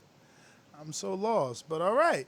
Listen, man, we did find out a flaw in the system, and we'll deal with it. That being said, let's move on to Tank and let's move on. What's really got the internet hot. Going crazy. And I feel different types of ways about this, right? So what took place for those that are listening, and I don't want to disrespect and say you live under a rock, but you might. No, they might not have social media. There's nothing wrong with that. That's right, and that's why we, scour the internet to get all the details that we can to bring them to you in one place. Let us do it for you. And what took place is that Tank is in LA. And he got some sparring in what looks like Buddy McGirt's gym. Now, he sparred Ivan Redkach, who is, most known for knocking out Devin Alexander and being knocked out by Danny. So what we got to see first was Tank's manager, 6'4", who is the About Billions CEO, for Broner Promotions, release Instagram video, about 30 seconds, 40-something seconds. It's on our YouTube channel. Actually, let me try and bring it up too. Release some footage of Tank putting real good hands on Redkach, and you can hear him. You can hear someone tell Tank like, "All right, turn it up, like get him out of it." And so Tank responds like, "Get him out of it, get him out of it." And, bro, you really see the levels. So, I mean, it just felt like, wow, when he wants to turn it up, he can turn it up. And this is a guy who's fighting at welterweight now, Ivan. And Ivan doesn't have a fight, so Ivan doesn't weigh 147, guys. And he was manhandling this guy. But the thing about it, why I say I feel different ways, is obviously that was the boxing fan in me looking at it like, damn, Tank is bodying this kid. That's amazing because he's such a small guy. He's beating up a welterweight, blah, blah, blah, blah, blah. But then I'm like, bro, why is Jack Mosley in the back, like, laughing? Obviously, Ivan can't hang. You know, why is Buddy McGirt not stopping this shit? Obviously, Ivan can't hang. And, look, it ain't like he was getting pulverized, right? Like, he's not getting pulverized. I mean, he got beat up. He got beat up. No, he was getting. Listen, look, I just want to describe it for people real quick. It. Go ahead. Screen share, yeah, screen share. I'm gonna screen share you don't while think you. Be better? Oh yeah, because some people will be listening on podcasts. Okay, real quick, let me get Big Super Mex's super chat because it was about the last topic. He's talking about Wilder not being on the game, which sucks because Wilder on this show said he was open to a crossover fight with John Jones in boxing and in the UFC. And that was talking about the career mode going to a super fight. And then we also had a super chat from LV Slugger. He said Wilder is more athletic than Fury and Joshua, and he would have a better time crossing over to the UFC. His comeback will be legendary. Hashtag stay tuned. Hashtag 2-time. I do actually believe LV's right. I think that Wilder of the three would have a better shot in the UFC, but that's neither here or there. So what happened was, if you're watching it live on YouTube, obviously you're watching it with us right now. And, well, I'm 15 seconds behind. But what ended up happening was, I mean, Tank manhandled him. I think it's the simple truth. He pushed him back to the ropes. He unleashed a flurry that was just, I mean, it hurt to watch. It was one of those. If you've seen enough sparring footage, you know that when somebody covers up a certain way and lets you take those shots, it's hard to watch. But these were extra hard to watch because you could just see Tank's ferocity. It was a very, very impressive. Very impressive. And the video shows that exactly what Ness said. When Tank wants to turn it up, there are few that can mirror that kind of movement and that kind of ability. The problem is Tank broke the golden rule in boxing. You do not film and share sparring footage. It does not happen. It's very rare. I mean, listen, I'm not saying it doesn't happen. Obviously, fighters agree to it all the time. But we have Ivan on record saying that they agreed no footage. There was nobody filming. And then Tank got somebody to record it. And then Tank decided to post it.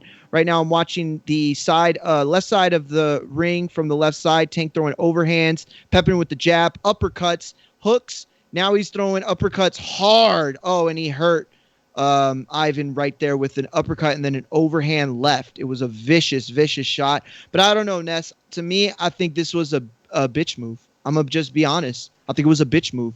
I think that you shouldn't do this type of stuff, and we have to hold him accountable. I mean, know better than anybody right now listening, better than anybody that can be talking. You know better than any of us what that rule is and the way that it's held. I mean, this is a different generation, man. Tank got sparring. Don't say out that. there. Don't say that.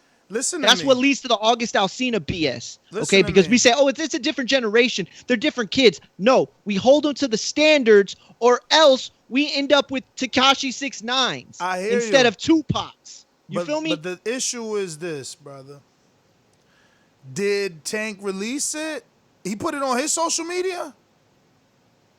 Yeah. Because Ivan said his manager released it, which is obviously 6'4", but but he said that it was a decision made by Tank at that time. They were in the gym when it happened. No, I know. That's what he said on that. No. Boxing What I'm 20 saying is, did Tank post it on his IG? On his social. I didn't see it. I'm sorry. I thought I seen thought it you on meant his IG. Let me double check. I thought I did see it.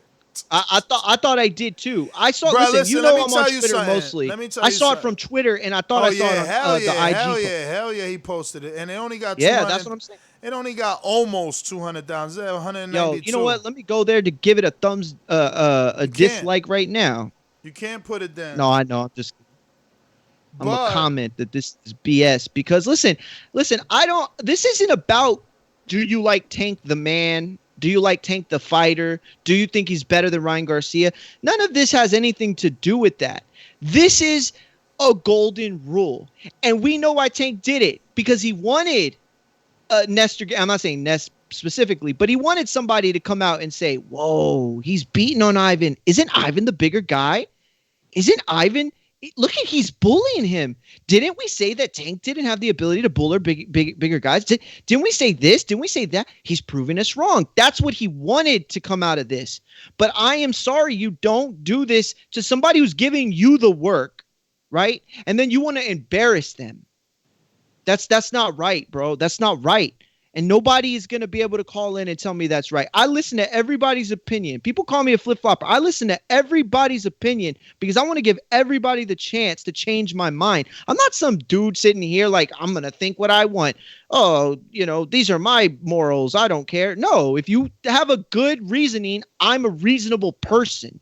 I can be persuaded if you're persuasive enough, right? Calling names, all that stuff, that doesn't persuade me. That's why I don't get into that whole UK stuff that we talk about on the show. But I'll tell you right now, this bottom line was a bitch move. All right. You don't post stuff like that. That's different. This is about what he did, not who he is. Now, maybe what he did is, an opening, a light into the kind of man he is. I'm not saying that, but some people might. All I'm saying is that what Tank did should not be allowed to be done without consequences, and other fighters should come out and speak up against this. And right now, I'm going to tell you what's happening because a lot of people might have feel one way or the other. Let me tell you what I know is going to happen, and Ness is going to back me up.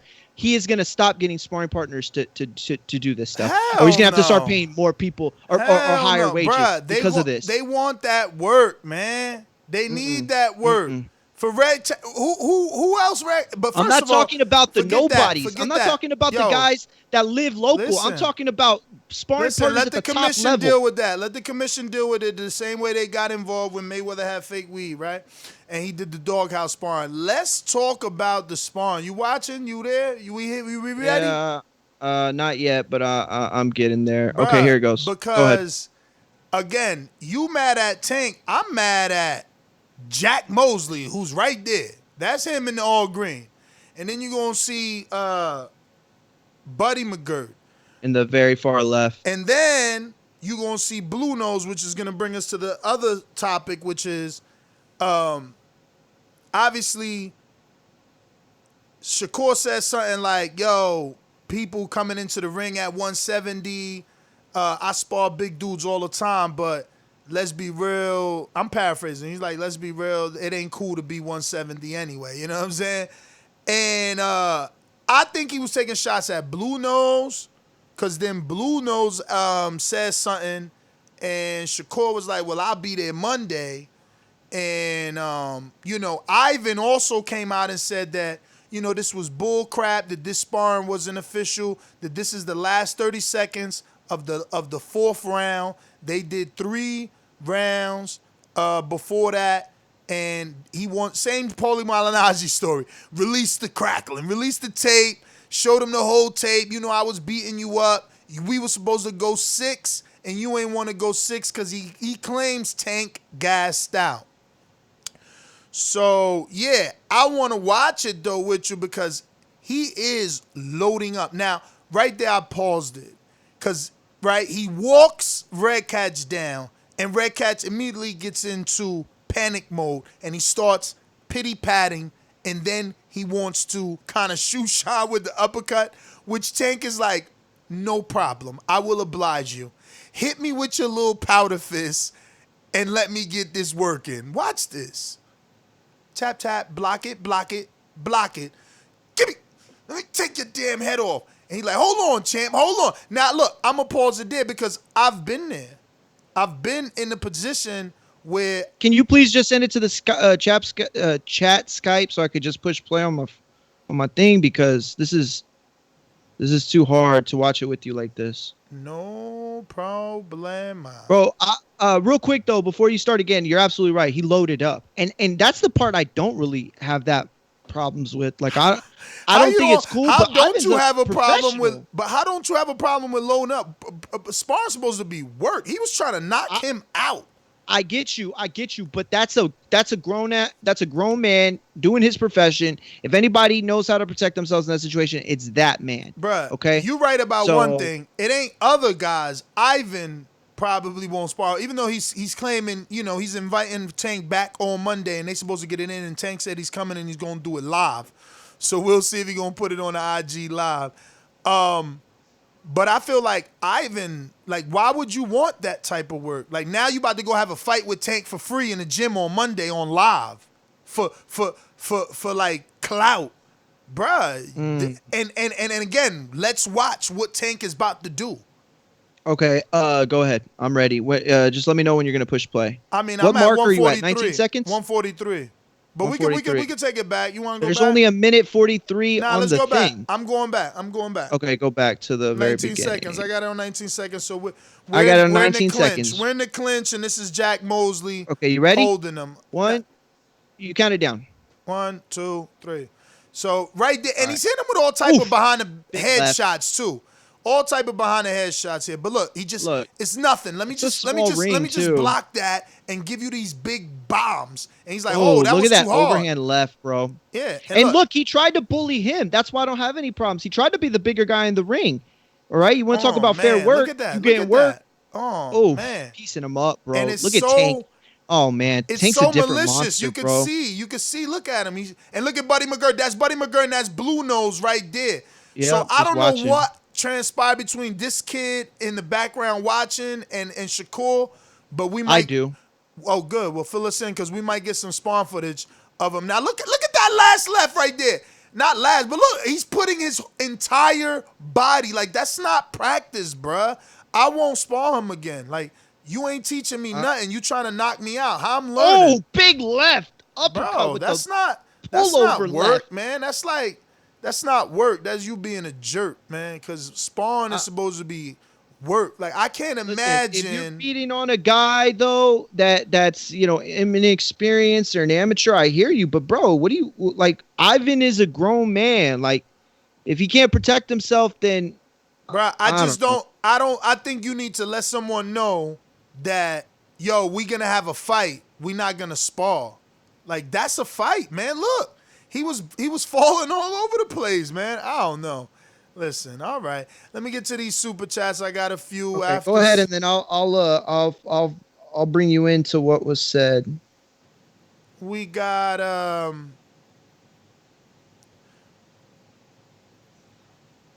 where are we at? We got Louisville says, when the heavyweight division is popping like now, oh, that's what happened. I ain't even see. I skipped CYP and went straight to Louisville. I ain't never see his, but all right. So we read Louisville Slugger and we read Rods. T Bonafide says Canelo would stop Usman in a boxing match, and then Big Super Mech says, you read that one, right? Which sucks because Wilder's on the show. Yep. And the last one is from Louisville, who said, Wilder is more athletic than Fury and Joshua. He would have had a better time crossing over to the UFC. His comeback will be legendary. Hashtag stay tuned.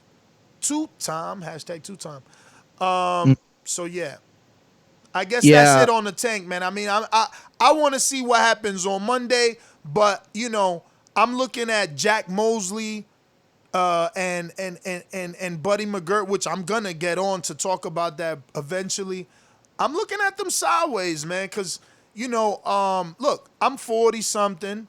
When I go in the gym, I want to hope that the trainer that's there is gonna watch over me if I'm spawn. Like, if I'm not on my man's level, pull me out. You know what I'm saying? The minute that Redkach was dragging, like, he was damn near. Yo, he looked like a little fake dolly, yo. He was. Yo, so real quick, pull shout me out out, to man. Pull me out is all I'm saying, man. Pull me out. My coach needs to step up right there, like, oh, man, calm down. Like this ain't a fight. Like, why they let Tank go so hard? Like, who's Ivan's trainer? It better not be Buddy. It better not be Buddy, because whoever's his trainer, why you ain't stop that shit? Why you ain't I ain't hear not one. Yo, calm down, Tank. Chill, we working. We ain't hear none of that. It was more like this the doghouse, this TMT. Yo, listen, it's so funny to hear you say Bro, this because when you obviously- don't understand the idea of not posting and that kind of golden rule. You're absolutely right. These are all rules that you're talking about that are kind of unspoken. Nobody goes into sparring and says, hey, we're going to take it easy today, right? Hey, we're just getting work. Hey, you're not going to try to knock me out, are you? Hey, but guess what they do? They do say, hey, no footage. Nah, bro, that's not true, Mario. That's not true. I mean, listen, do you have times where they go 60%, 70%, 50%? Sure. But you get in sparring, Bro, a lot of times, it's just unsaid rules about sparring. No, there's and you not. know that. That is not true, Bro, man. That is not true. You are tripping. All right, brother. All right, man. Listen, man. My times in the gym have taught me that there is no such thing as whatever you just tried to say. Like, there is no fight club, There are bro. unspoken rules in sparring. There are rules. There's not unspoken. Exactly. There are rules. That's it.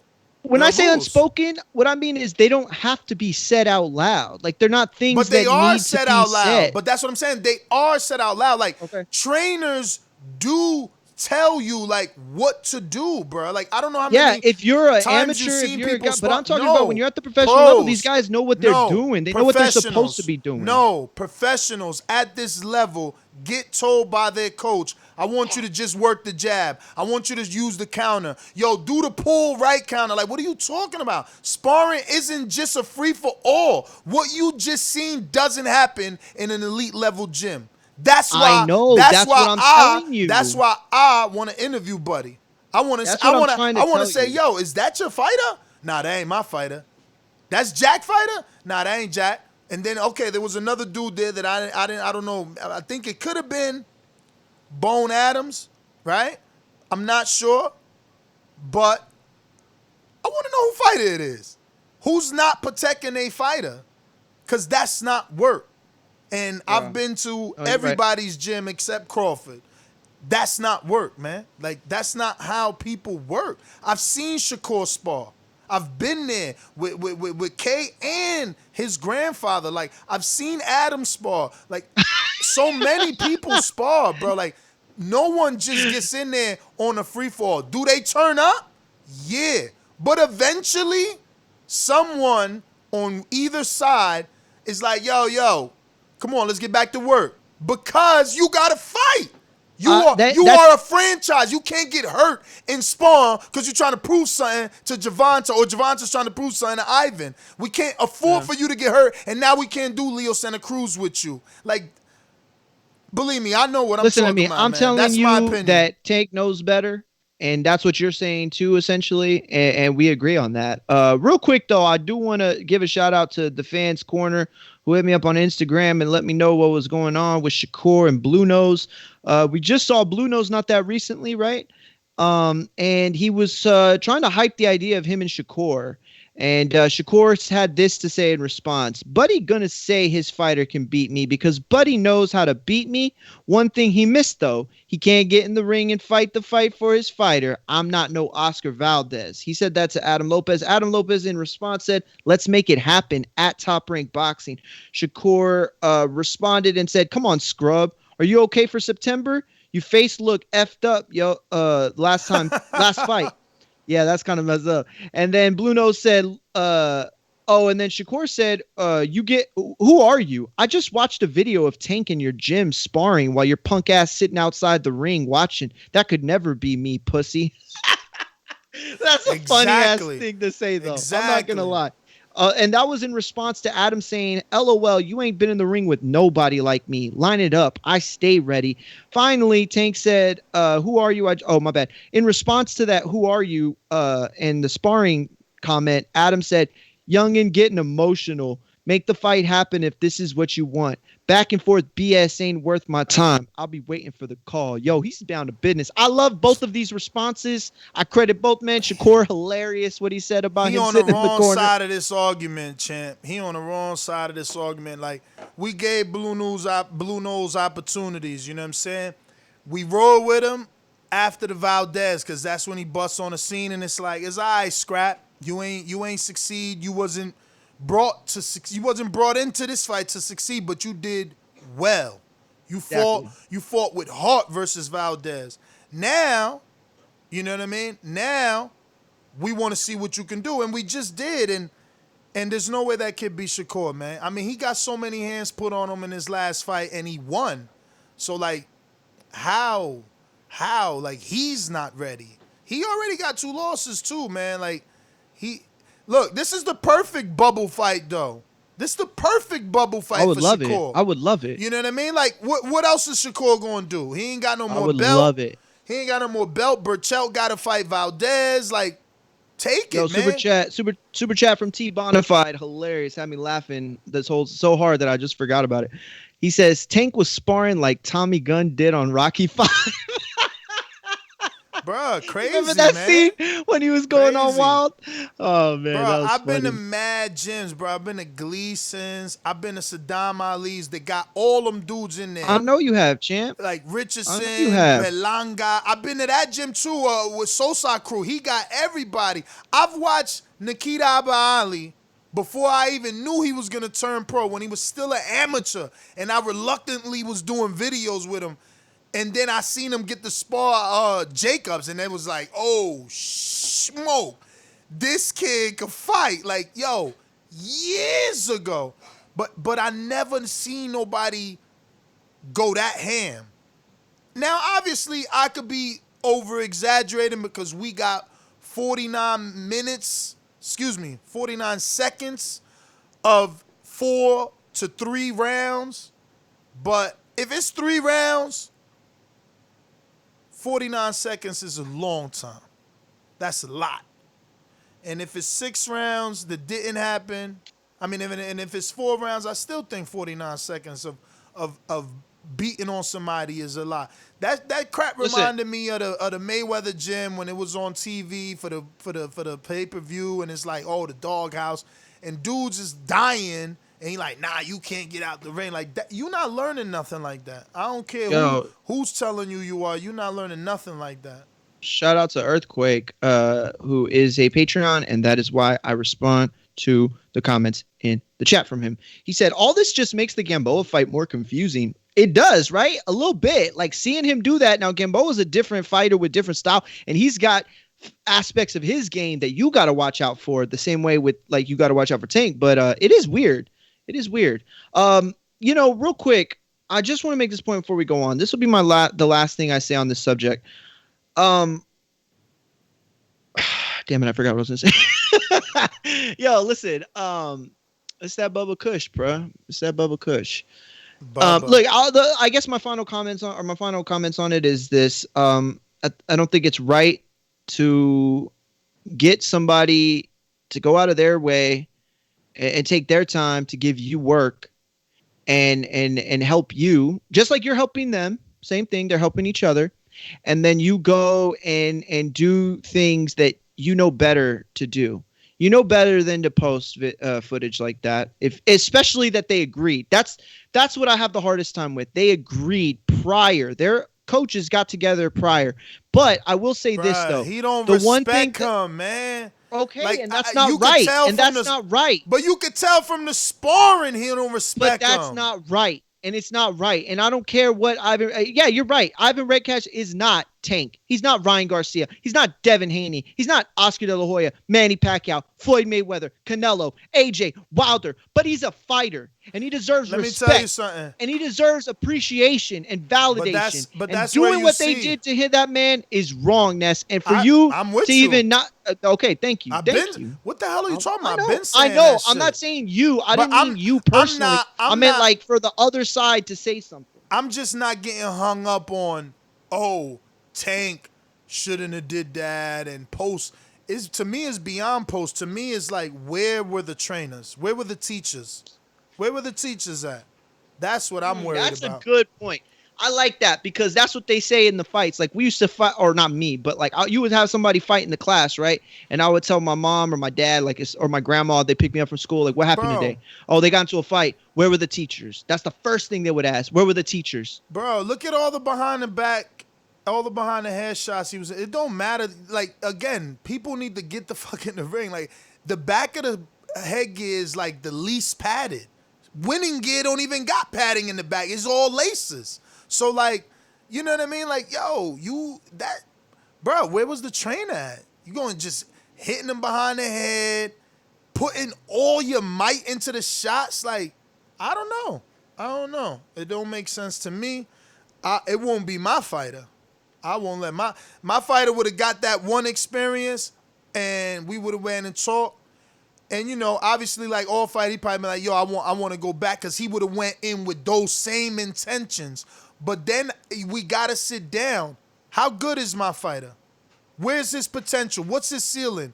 Because I'm not about to let you break your hand in sparring trying to prove Tank some shit. You 147, Scrap. He 135, barely. Barely. He trying to go back down to 130. Let it go. Let it go. Monday ain't gonna be nothing. It's just gonna be worse. It's just gonna be worse. Yeah. Cause let me tell you, first of all, Ivan need to check himself. How the hell you ain't got nobody on your team recording for you? I don't care what Tank say, cause you want to talk about unspoken rules? Cool. The rule is don't post. I can record. I'm fighting you. What you mean I can't record? Smack the shit out you. I'm fighting you. It's me, Spawn. Record me because I want to see what I did. Fuck you mean? Only you and your team. Get out of here. I never seen no shit like that. And that's what I'm telling you. Ivan ain't got no respect.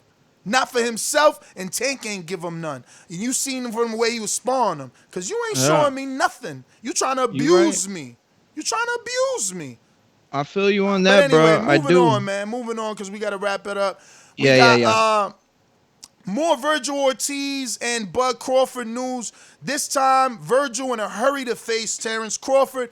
And I guess this is the best thing that we could be hearing, man. Vergil's 15-0, 15 KOs. He's scheduled to face Samuel Vargas. If this was top rank, I would be saying this is all smoke, right? Like, actually, smoke screens.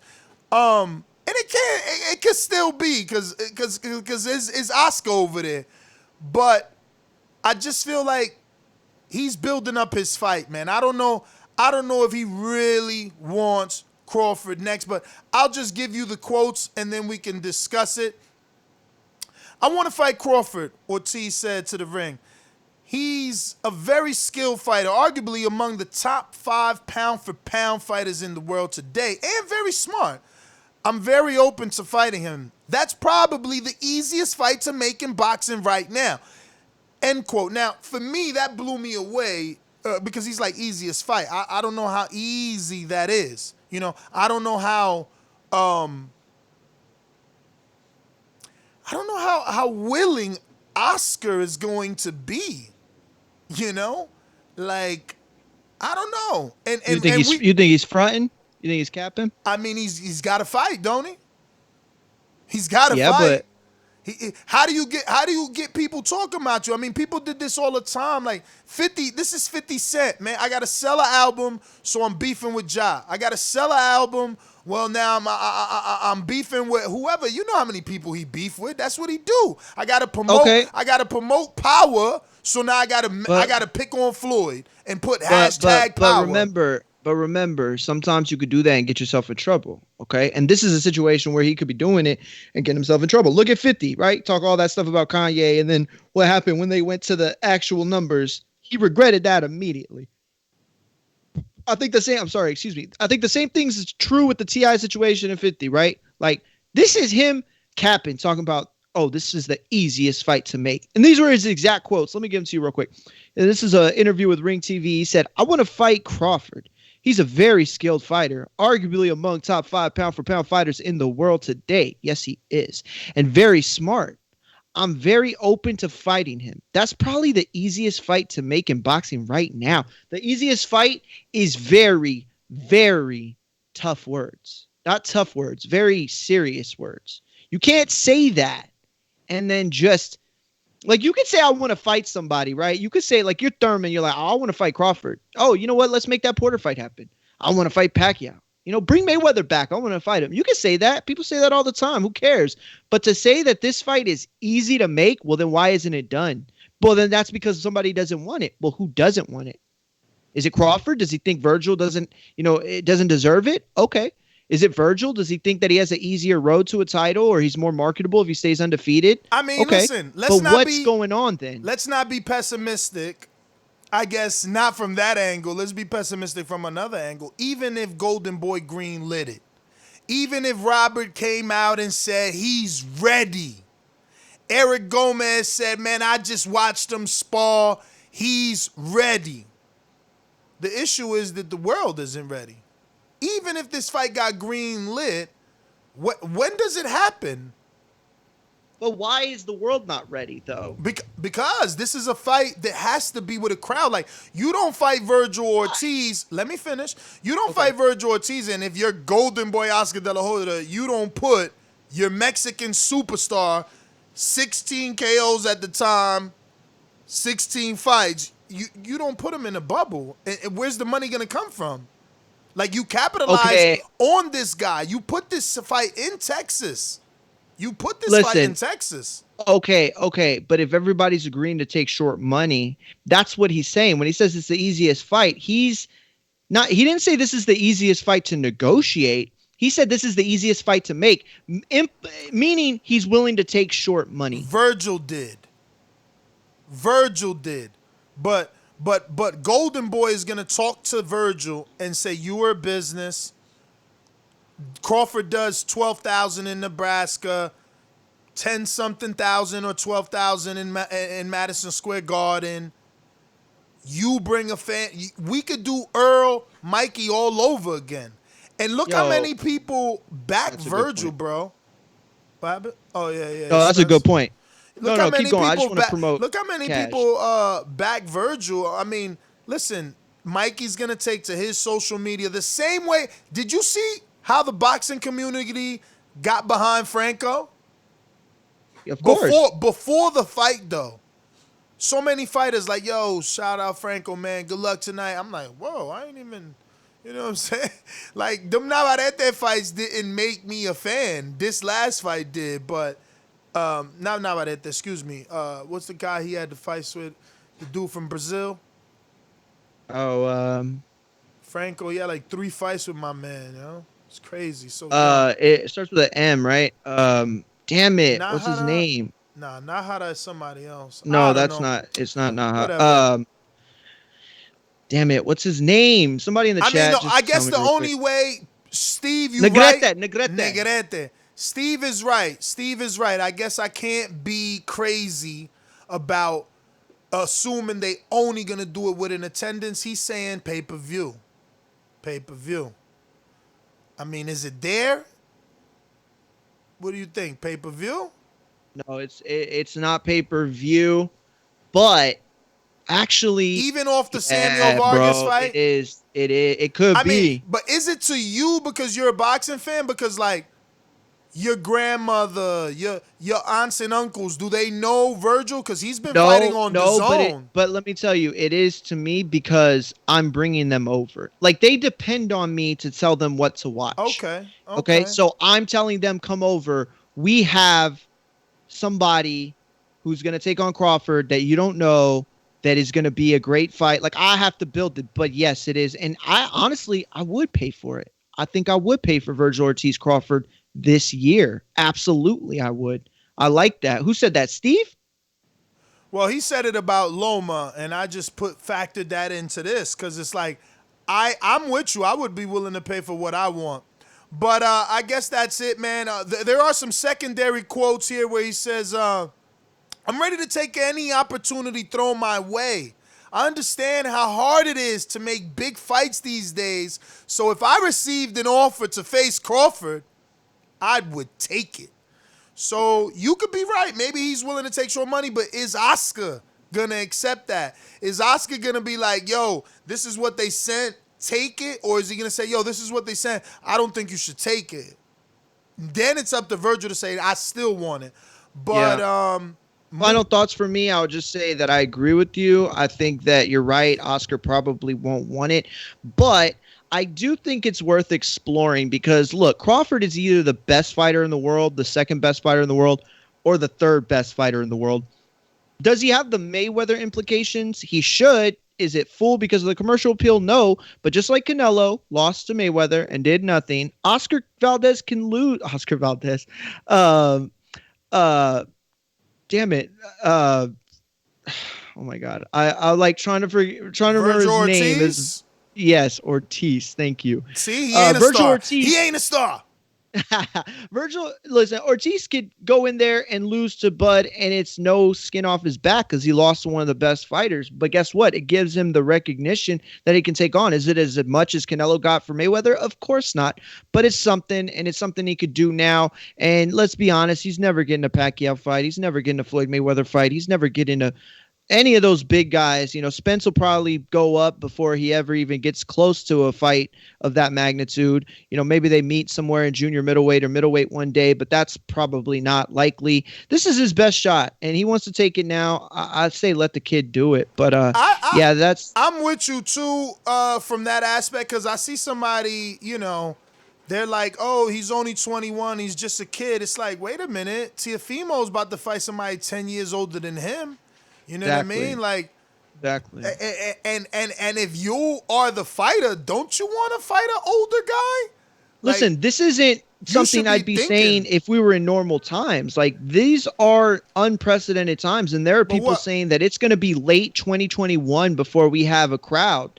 Are we going to wait for Vergil Ortiz's career to resume in that time? Like, no, we need him to get a couple fights in, that he could take short notice, but we need to be building towards something. And if Crawford's that fight, if they're willing to make it, I think with this time right now, right, in that context, this fight can work. Yo, No, go ahead. When you said this fight could work, I thought you were done. My bad. I'm done. Oh, go ahead. I was just going to move on and say send the link of the sparring to Jerry. I want to see what he says. Don't say nothing, just send it. The one that I sent you. And let's see how he responds to you. But I'm gonna run through these news and notes while real quick. That. I wasn't here last week, and I'm trying different things, guys in the chat. People that hit me up on IG. Let me know, and Twitter. Let me know if y'all like this segment, if you think that it could be better somehow. But I wasn't here last Sunday to explain it. I don't know if y'all went over it the way that I wanted it to go over, but definitely this is a segment that we're calling Quick Hits. I just wanted to put it on there today just to go over it. Last week I had 3 or 4 that I wanted to do. So listen, Quick Hits is going to be a segment where we only get one shot to talk about it. This is not a debate. I want it to be a debate, but I want to go quick. Okay. I want to go boom, boom, boom. If you ever watch Round the Horn, I think it is, maybe they do this on the 2 old guy shows too. Like, they get to a certain point, and instead of talking about a topic in length like we normally do, we just go quick hits. And this is meant for the chat to kind of open up and just for us to just put more topics out there, right? You don't have to talk about it in your call or nothing, but so this isn't how it's going to go. Normally I'm going to have 3 or 4, maybe even 5 quick hits. We're just going to go through them real fast, no more than a minute. Today, I guess we could take a little longer if you want, because it's Ruiz, Arreola, and I didn't really have a specific question, but let's go on the basis of 1 minute. Andy Ruiz, Chris Arreola, talks going well. Is it a fight that is it the best fight possible for both of them going forward, specifically Andy Ruiz? You got 1 minute. Ness, you want to go or you want me to go? Say it again. Is it possible what? Is it the best fight possible going forward for Andy Ruiz? Is this the next fight you want to see? Should he take a lesser opponent, a better opponent? Absolutely. Bro, you're on the clock. Dude, I rang the bell, and okay, I'm absolutely ecstatic with this. I just wish they cut me a check. Everybody knows that I've been talking about this fight since he won the title. I wanted him to get out the contract and fight this dude in California before the pandemic even happened. And then when he lost, I said this was his comeback fight. And when people said he was retired, I still said he should get him out of retirement. This is the Ruiz fight. The biggest issue is that it's not going to be in California in front of their crowd, their fans. This needed to happen in the Staples Center or at least in Las Vegas. But I'm good. I got a bunch of time left, no need.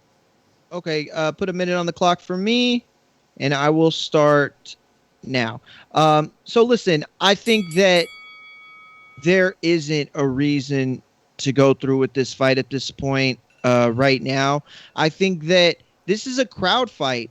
Do I think it needs the crowd to go on? Of course not.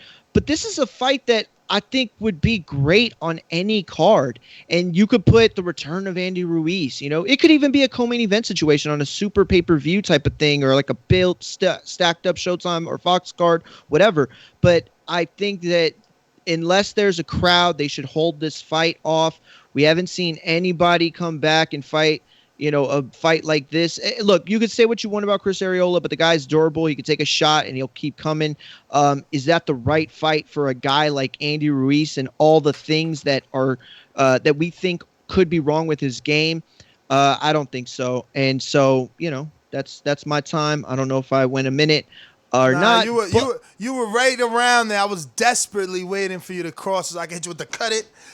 Yo, got a few super chats from Big Supermax who says Rob on Street Beefs looking like triple genius.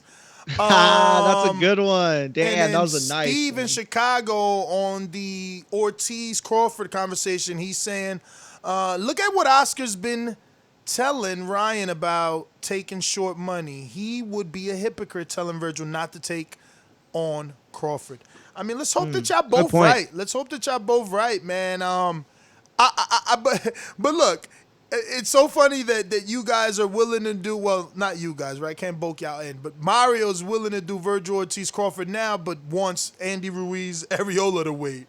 I just want a bunch of Mexicans in the crowd to make that, I'm with you. Go crazy. I'm with you. I always thought that was a Staples Center Vegas fight. Man, it sucks that we don't even get that. That's a great. Yeah. Okay. So moving on to the UK segment. This is the segment called Ask the UK, and it's meant for the chat. It's meant for UK callers to call in. We put out a question that really, Americans probably can't answer or have very much input on, and we depend on the UK to fill us in on what's going on the other side of the pond. So today we are asking, how were the fights this weekend? And who in the heck even fought? Any recommendations based off this weekend's card? So let us know in the chat. Let us know what your calls. How were the fights? We didn't get to see them here in America. I'm sure I could have found a stream somewhere. I could have found something, but I didn't even know who was fighting, to be honest with you, on that card.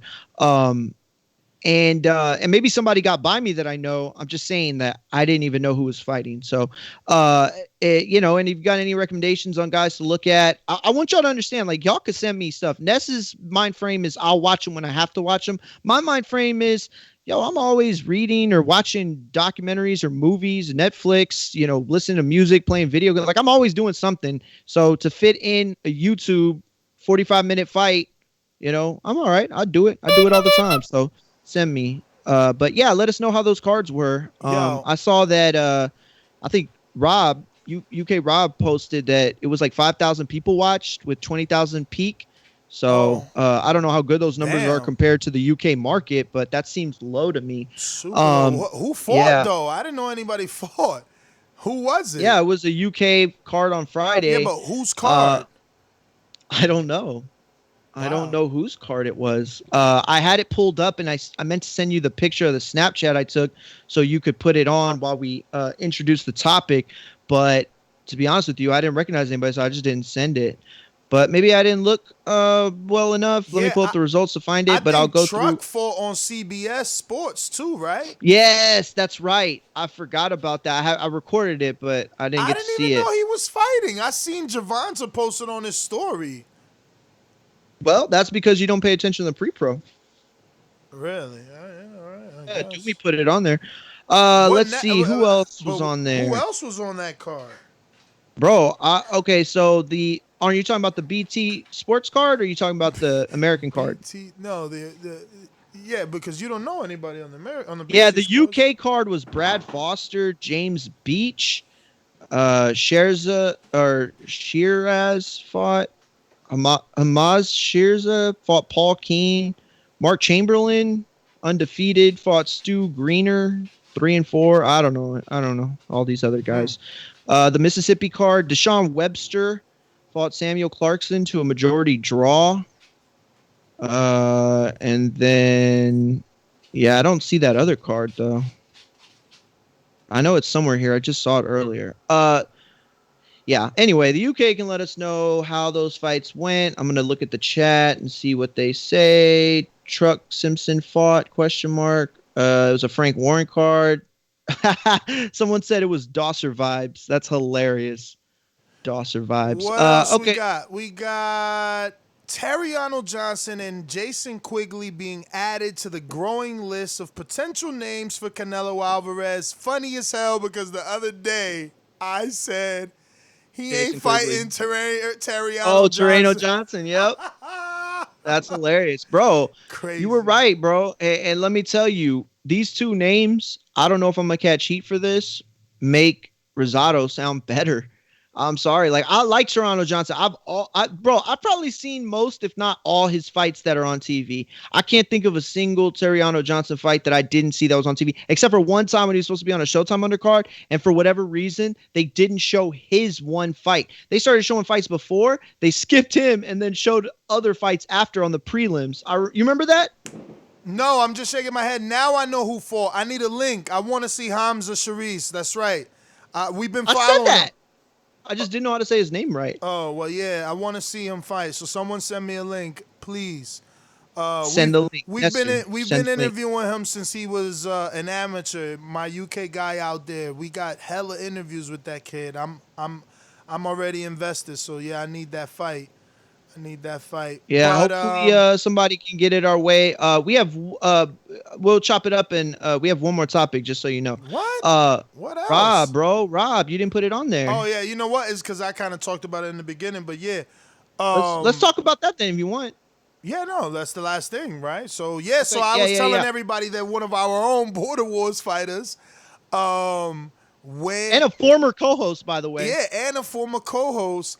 He is 2-0 in Border Wars, and he couldn't wait for Border Wars to go back. And he went and fought in that street beefs thing. Like, I wouldn't do that. It's like in the dirt. Do they have weight classes? I don't. Because they didn't say nothing about weight classes. I don't know how it doesn't seem like boxing. It seems more like fighting. It's a fight. Dude, listen, I don't even think they had wraps on, bruh. I don't even think they had wraps on. I mean, look, the only reason we even talking about it is because he got the win, and shout out to him for having the balls. Bro, but that guy he fought, listen, I wish we could show the fight. I wish we could do a fight chat for it. Bro, it was that guy. Listen, bro, you're going to go to Street Beast and watch our boy Rob and comment and shout out Rob because he deserves some sort of shout out.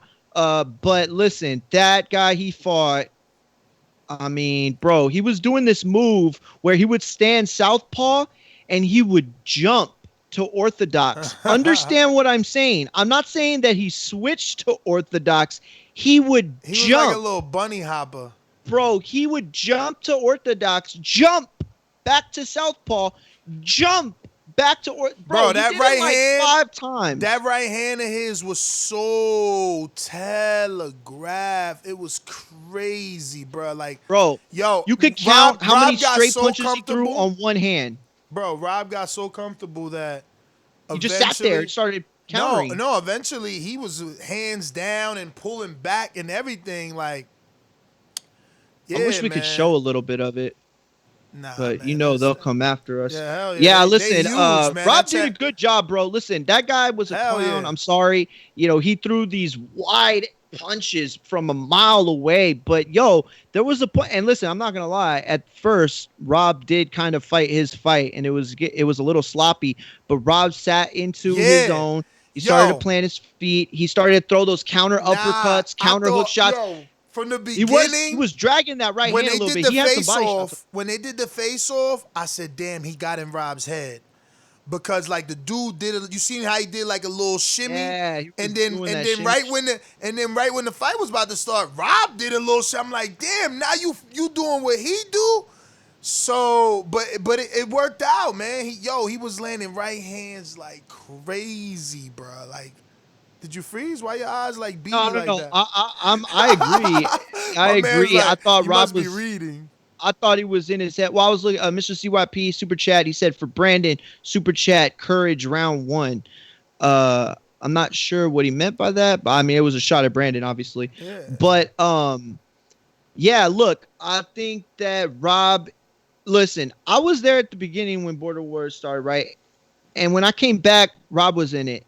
I didn't know Rob to be in it. But the one thing that I could see is that he got hit by the bug. He got bit by that boxing bug.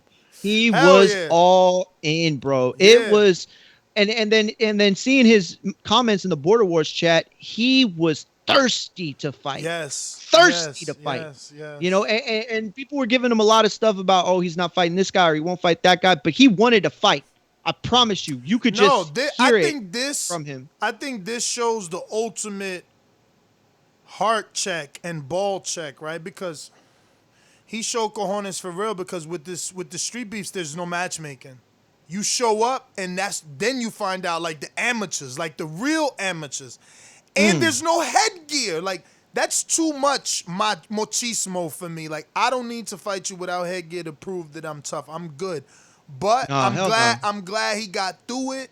You know what I mean? And I hope he don't do it again, though. You know I hope he doesn't do it again. I don't really know a lot about the street beefs. I mean, we've seen him a million times. I just don't know the rules. Like, I'm gonna post it in the chat. I'm telling you right now, I can't imagine anybody doing a better job than Ness and the people that Ness has brought together to matchmake. Shit, set man, rules. There's plenty of people that could do better. Like, but. Yeah, we do all right, man. No. I just meant from like an amateur standpoint, like a non, and not even an amateur standpoint, like a novice standpoint. Because I'm not even talking about amateur tournaments and stuff like that. I'm talking about like essentially what it is just random people getting together, and you made it a community. I don't know if street beefs is like that. Like, do they have their own chat, in text group? You know what I mean? Like, do they have weight class? Do they have people dedicated to matchmaking? I don't know. So I'm not trying to hate. All I'm saying is that Rob has a home at Border Wars. I hope he stays Border Wars, and I wouldn't want to see him in Street Beefs again. That said, if he did fight again, I would watch him. So shout out to Robert the Genius. And I understand now what Mr. CYP meant. 704 kind of gave me the heads up. He is challenging Brandon to a super chat fight. Round 1. He's ready. Yo, I don't think anybody touches Mr. C. Round 2, Brandon, put up or shut up. Ooh, Mr. CYP coming in the gate, throwing those. Brandon not even on the call no more. Brandon, he probably left. Yo, I don't know who they calling in the comments. Nike Boy on Rob's video. I put it in the chat. It's already got 5,000 views, man. 6,000 almost. Oops, sorry about that. Or 6,000 almost rather, man. But shout out to him, man. Yeah, man. Shout out to him. Yo, Definitely. I can't believe people like giving the dude in the white tee props. Who's giving him props? Bro, there's people here, bro. Like, No, look, no way. Good job, white t-shirt. Practice makes perfect. Yo, that's his mom, bro. Come on. No, some dude, bro. It's not just him. It's others, man. Like, look. The wife beater guy. Listen. The wife beater guy isn't the best fighter, but he, I would say he could take a punch. So he got 29 thumbs up on that. Like, they giving the loser. I think Rob ever hit him with his full power, by the way. They giving the loser hella love out there. But yeah, man. Let's go out to the calls. Yeah. Let's go out to the calls. Get this thing started. Remember to rate us 5 stars on iTunes. These calls are brought to you by El Camino Electrical Services, experts in electric vehicle charging stations. For consultations and turnkey installation, visit us at elcaminoelectricalservices.com. All right. Let's go on out to Long Beach, California. Long Beach in the house. Yeah. JP, what up? What's up? What's good with the family? What's good with you, Mario? I'm good, bro. I'm good. Hey, I really like that Andy Ruiz. That what's the other dude name? Blanking on him. Chris Arreola. Arreola. Yeah, I really like that fight. I hope it's in LA. I'm gonna go to it if it's in LA. And I'm going to try to stay the fuck out the way. Because when you go to a fight with a lot of Mexicans, they be tripping, dog. I went to Chocolatito and Estrada at the Forum. I think it Ooh, was nice. Tito Estrada. Dog, them Nicaraguans and Mexicans was in there fighting so much I had to stand on my chair. So yeah, I would love to go to that fight. And as far as Wilder goes, I mean, man, look, the elephant's in the room. Y'all know it. You know, you beat all around the goddamn bush without saying it. You know, and let's just say it, dog. Is it Fury getting white privilege, or is he just more marketable? I think it's two things can be true, because Fury is more marketable. He's far more articulate. Yes, Wilder has the persona, but he doesn't have the articulation and really the personality I think that will appeal to the masses. And if we're talking about wrestling, we all know that black wrestlers got to be some kind of caricature of something else. You just can't be stone cold and be a badass and be black when it comes to the WWE. You got to be a fucking pimp. You got to be Vergil, who was a servant. You got to be all kind of different shit. Vergil was a straight servant. He was, bro. That was so politically incorrect. Damn. That shit was insane. And then them new black, I don't watch it no more, but I know that it's 3 new black dudes on there, and they just be out there acting crazy. The New Day, yeah. An absolute stereotype, so cringeworthy. But yeah, man, I'm into it all. And look, I'm not one that's gonna say a dude getting an ass whooping and sparring is just completely some bullshit. I'm sure that does have a place where it gives you something. I don't think you get nothing out of it, but again, what am I? I'm a novice. That's my call. Yeah, man. I just hope my coach never lets that happen to me. If I'm getting outclassed like that, you know what I mean? Pull me out or reset us. You know what I'm saying? Don't let me get mollywopped. But let me go out to JT, New Orleans.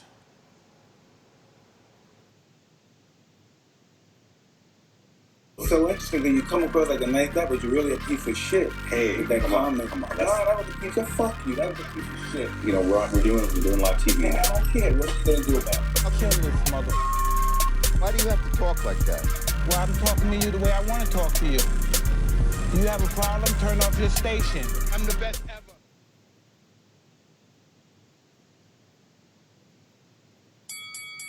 Warren, you want to get pulled out? Huh? Say that again, brother. We just got you now. Yeah, you said if you get mollywopped and sparring, you want them to reset y'all or pull you out? Absolutely. Did you watch it? Don't go off my words. Don't go off my words. Watch the sparring, man. And you say you train people, so before you say anything, watch the sparring.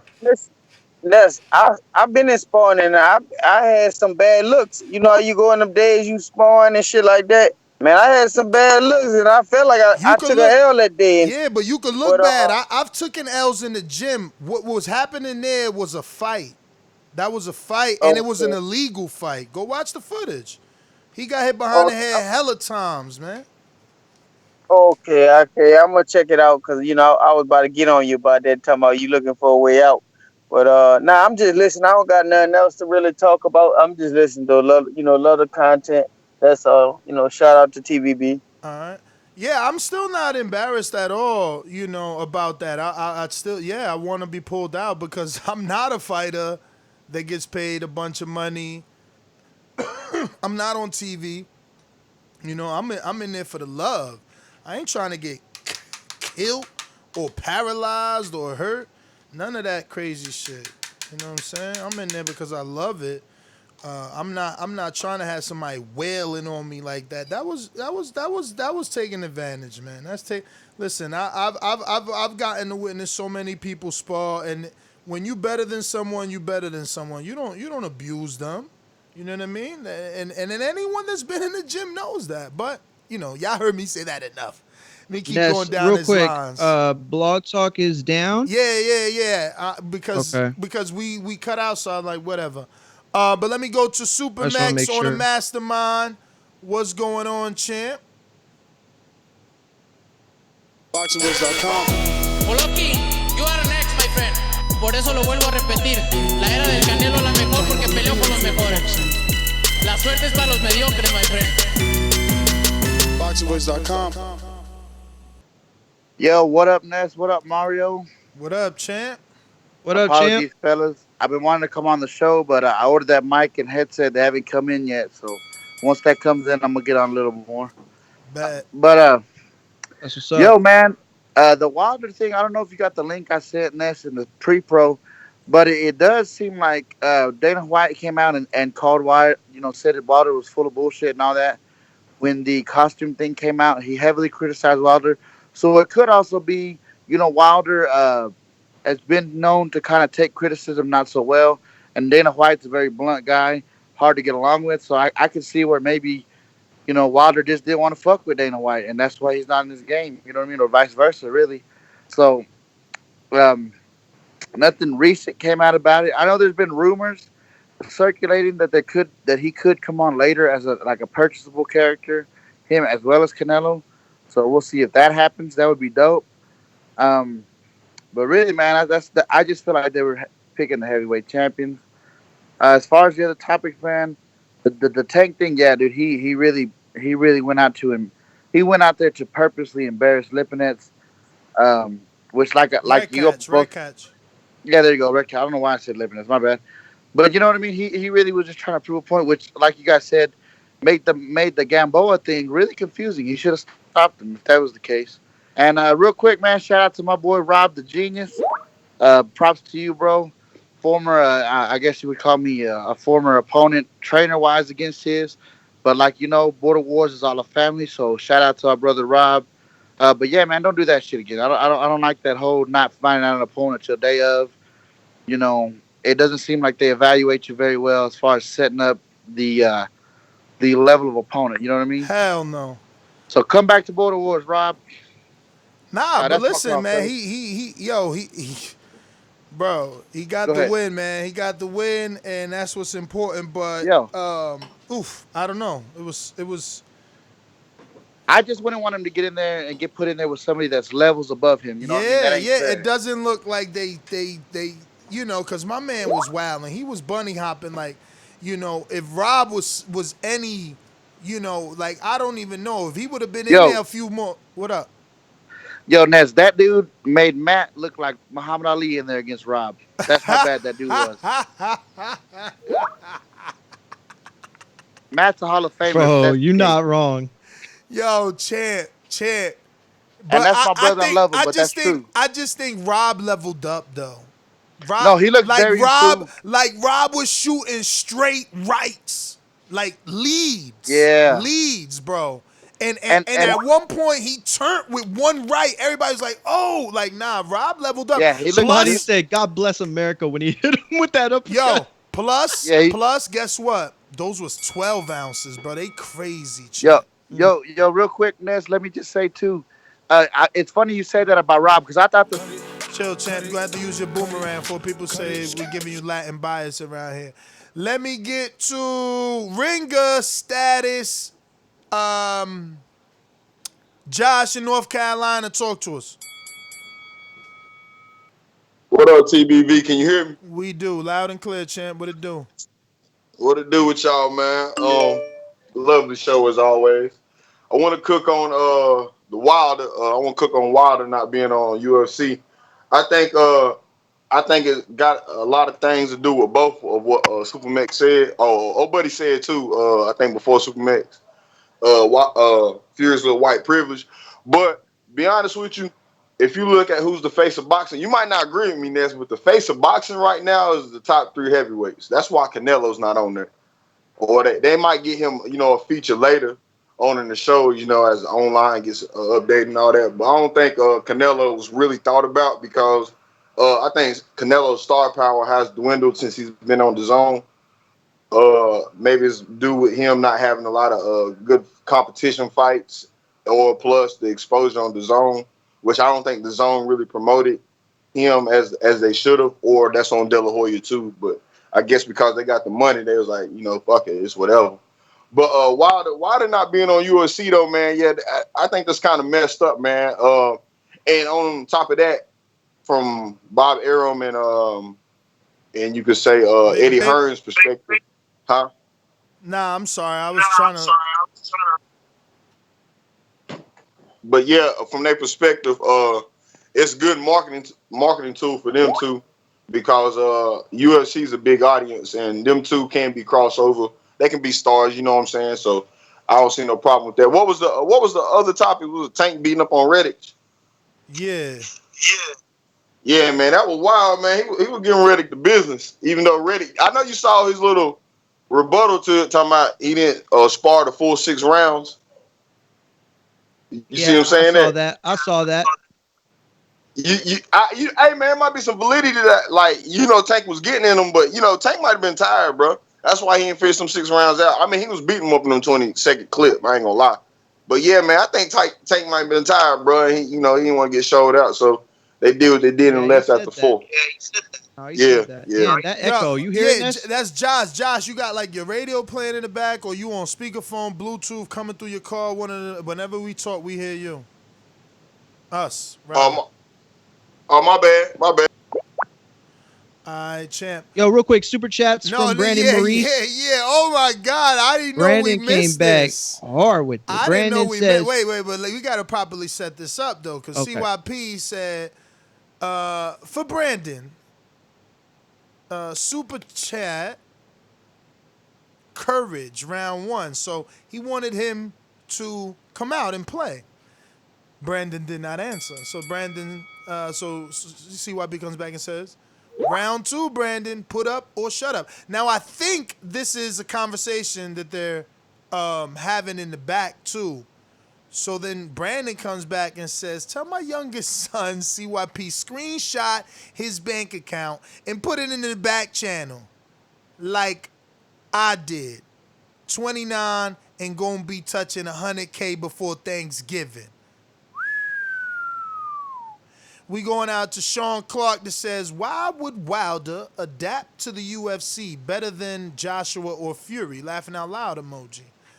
And that's he's saying, I just feel like he's better built for that for fighting in the cage. Well, like I think I feel he's like talking about Louisville Slugger, who said Wilder's more athletic than Fury and Joshua, and he would have been he would have had a better time crossing over to the UFC. Yeah, and I agreed with that. Yeah, I don't know. I just feel that way. I mean, listen, Sean, you want to call in and tell me why, Joshua or Fury or both would be better, in MMA than Wilder, go ahead. But I'm just saying that's how I feel right now. But obviously we can't know that for sure. All right, so now we're at Counterpunch CYP.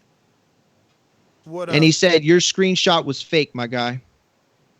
CYP, talk to us.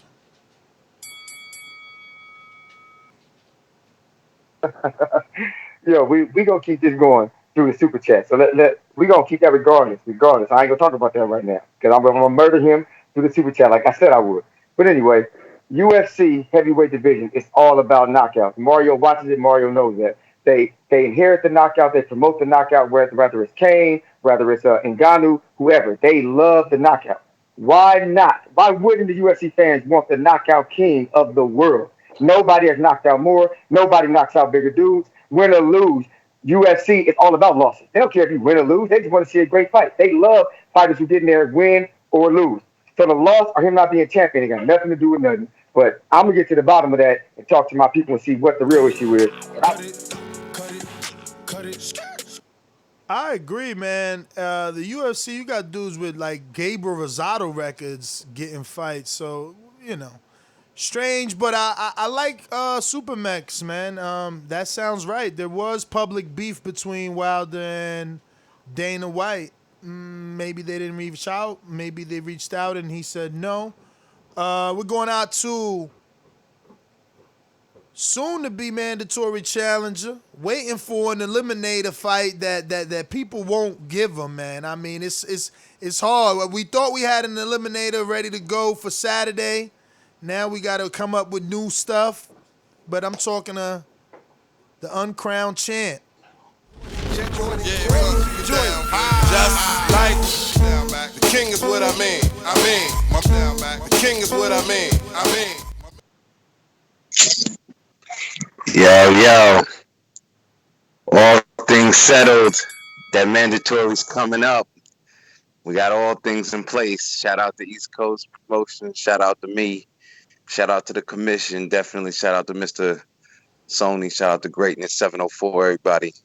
Shout out to you, Mr. Gibbs, as well. Listen, I was saying it a couple of years ago. Wilder, he does have the frame. So Mario mentioned that point I made. He should have been in a fight with Ovin St. Preux. He could have did that crossover fight like 2 years ago, 3 years ago when Ovin St. Preux was hot. Crossover fight, probably could have made a bag off of it, especially right after the McGregor fight. But it is what it is. Again, Canelo don't look like he could do nothing but box. You know what I'm saying? So you don't even see Canelo looking like he could grapple or do anything, any world otherly athletic except box. So that's why I could see, them not putting him in a game like that. You know what I'm saying? Other than that, though, I think it's talk about Big Baby Miller going back to suspensions. Like, yo, people pick and choose, man. Somebody made an example of this fool, man. Like, I think like Ness said, his worst punishment could be putting him in there without the juice. Give him Luis Ortiz. You know what I'm saying? If he get through the old man, whatever, give him Dillian White. You know what I'm saying?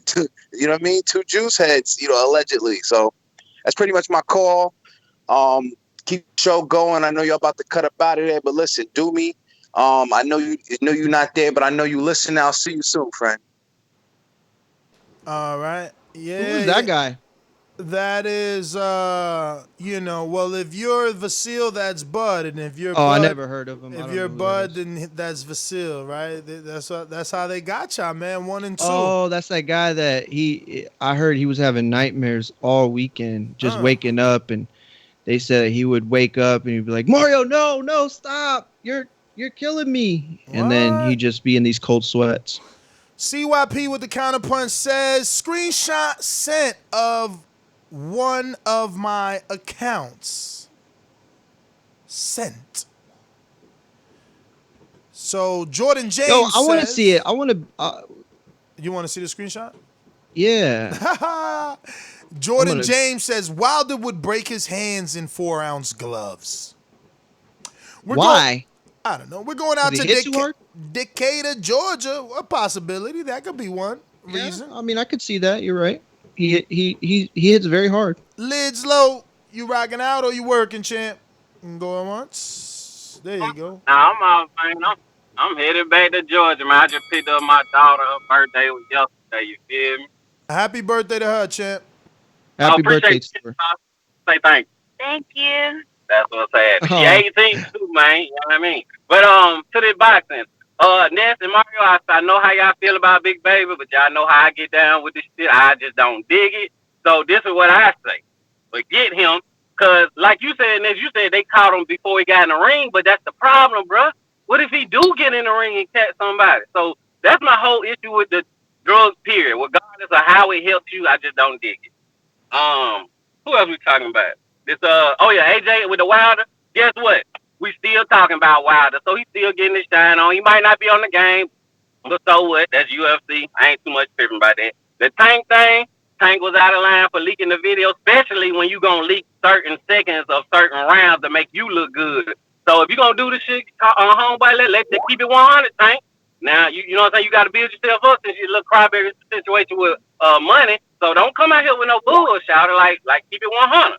And on this last thing, Vergil Ortiz, bring yourself on, call that line, man. Call Bob, tell him, make it happen. You know what I mean? Let's get it cracking. Because, Bud, we ain't ducking nobody. Shout out to everybody. Shout out to Baldy. Shout out to, what's the man that got in the street wars fight? Oh, Robert the Genius. I ain't never met you, my guy, but shout out to you for getting in the ring, fella. Y'all stay up, keep doing a good job. Everybody hit the like button and go over to that Patreon. I'm at. All right. I mean, it ain't no ring. It was like the cage, right? Satan's backyard. The chicken coop. Satan's backyard. But that's even more dangerous, is what I'm saying. Oh man. yeah, imagine. It is. No, it definitely is. Like there was times where he would land right hands and you just hit a gate. Like, I'm like, man. Bro, what if and that's let me his tell you head? right now. Me and my wife were watching it, right?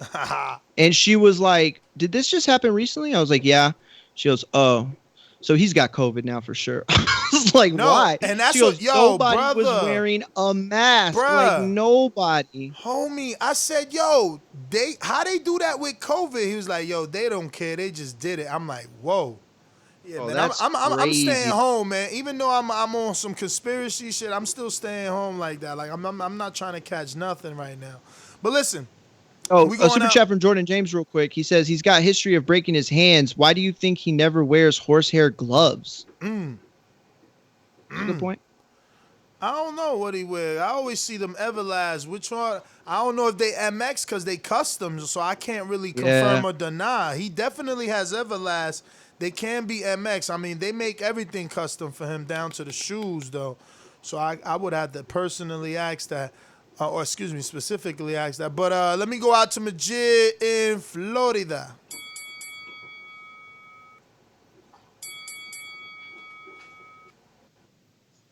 Hey man, everybody need to like the video, subscribe to the channel, and join Patreon, even if it's for $3. Man, about this cover, this UFC cover thing, I feel like I don't know. This time I ain't gonna really go with it. They blocking Wilder out for the simple fact that both of them got belts, and then what's that? Eddie Hearn was reaching out to EA Sports to try to get the game made, and ain't no other promoters do that, you know. So maybe that's just maybe they just giving back at something, you know. But it happened. It is what it is. And as far as that Gervonta Davis video, I just was surprised that he was able to have him kind of walking on those ankles like that after round 4. You know, especially with that weight difference. Everybody else got these. Oh yeah, and one more thing. We got like Ryan Garcia and Raleigh out there sparring and all that stuff. You know, him getting clapped and all that type of stuff.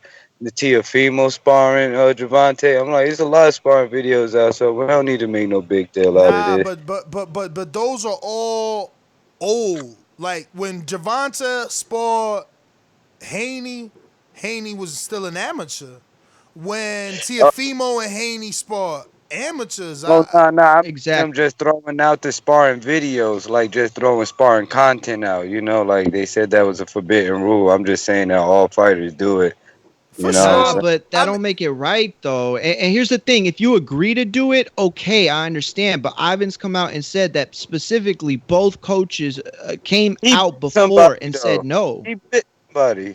He can't cry. He bit somebody before, but that's all I got. Yo, I forgot. I forgot all about that, bro. I did. Yeah. Oh, you did too? Yeah, I did forget. I don't. That's hilarious. Man, I was gonna say something. He killed the room with that. Damn. Oh, I was gonna say, it's funny how the other ugly sparring is Rowley and Ryan in the Mayweather gym. Just saying. Yo, Jerry said specifically, and he said a lot. He said that he thinks that Tank was wrong for doing what he did, but yo, wait a minute. Wait a only minute. because you of set him other up. fighters. You set him up. I told you send it without saying anything. No, he did. He did. I said, hey, comment on this. That was it. But this is exactly what he put. I'm going to read it. He said, listen, BJ Flores once told me, fuck up anybody who is sparring with you. If they know your skill level and they know what you can do. And if they don't, fuck them up because they don't belong in the ring with you. And you don't learn anything by taking it easy on someone. I promise. So, he's saying that he didn't think that there's anything wrong with Tank going hard. Yo, that's Mario's coach. You got it tough, champ. That's crazy. That's crazy. All right, let's see. I don't know. Maybe I'm wrong then. Damn. Marlon, so icy Sims, pro boxer Marlon. What did you think of that, man, specifically? I mean, obviously take your call. You got a whole 3 minutes. You do your thing and go get to it when you do, but I would like your take on that. Yeah, I'm going to touch on that first. You can hear me okay? You definitely on that speaker, but we gonna go ahead and listen. I know you driving. Yeah, I'm on the truck right now. There was some BS on that sparring. It's the thing, and I agree with what you said. That when you sparring, it's supposed to be work. Let me know how we gonna spar so I can act. If we gonna work on stuff, yeah, we still throwing. We probably going, 60, maybe 70% or whatever. And, there's times where you can go a little harder. But if you saying that we gonna do some, I don't know, maybe some light work, we just sparring, and then you turn up and going off like that, but that's some BS. Yeah, you're right. Me personally, I'd have been like, hold on, let me find out what we're gonna do, and then we're gonna get back in the ring. But I looked at it, that was some BS, and especially if he's saying that they told him not to record, but then he record. That's some BS. Because we record when we spar, everybody already know we all record. But if there's something in there, we'll let them know, like, hey man, we're gonna post this. Like I've been in sparring with people, and I'm like, do you mind if I post this? It didn't show them in the best light, but I'll let them know. Do you mind if I post this if they want it out there? So I don't know, man. I looked at that different. I looked at that the same way you looked at it. But then again, like you said, if he already going down, the sparring is not supposed to go in there and knock your person out. Y'all supposed to work. Like y'all can go hard or whatever, especially when y'all in the same weight class and stuff. But I don't know. That's just I look at it the same way you look at it, man. For sure, champ. Anything else? Other than that, man, the UFC, they slipping, man. If they would have put Wilder on that, I promise you, if they had put Wilder, Fury, and Joshua on there, I probably would have bought the game. But I felt like they left him out. That's just me personally as a Wilder fan. I felt like that was a slap in my face. Like, why? How y'all gonna leave Wilder like he's nobody though? But I don't know how the backup is, how it all got set up. I don't know if EA reached out to Tyson Fury and Joshua, or if they had their people reach out to them knowing they was creating a new game, or I don't know the backstory. But I just wish Wilder was in the game. I promise you, I would have bought the game if all three of them was in there. Other than that, hey, Ohio Run Boxing, if you watching, Marcus, if you watching, man, tell Ramiro Hernandez, tell him, man, to go ahead and sign that paper. So I think he got the contract, and I'm trying to fight him at 126 for the Minnesota State belt. That's if you listening. I hit him up. I tagged him in all the posts. My people sent the paperwork out, so I'm trying to get that fight thing, man. Yo, handle your business, at champ. 126? That's what's up, Marlon. Yo, Yeah, my man, champ. I've been wanting to fight him at 130. I called him out since I was at 4-0. So right now he's 16-0, and I'm at 8-0. And I told him I'll fight him at 130. The dude unfriended me from Facebook when I sent him the video of me calling him out and everything. It was crazy. So how many? Go ahead. But you gonna come down to 26? I'm already at 126. My last time was at 126. Okay. I actually would prefer to fight him at 130, but we can do 126. All right. Well, Marlon, man, keep us posted, man. Keep us posted. If you get that fight, we should have y'all both on, do a little virtual face-off and some interviews, man. Definitely hype that up, man. That would be dope. Let me get to CYP.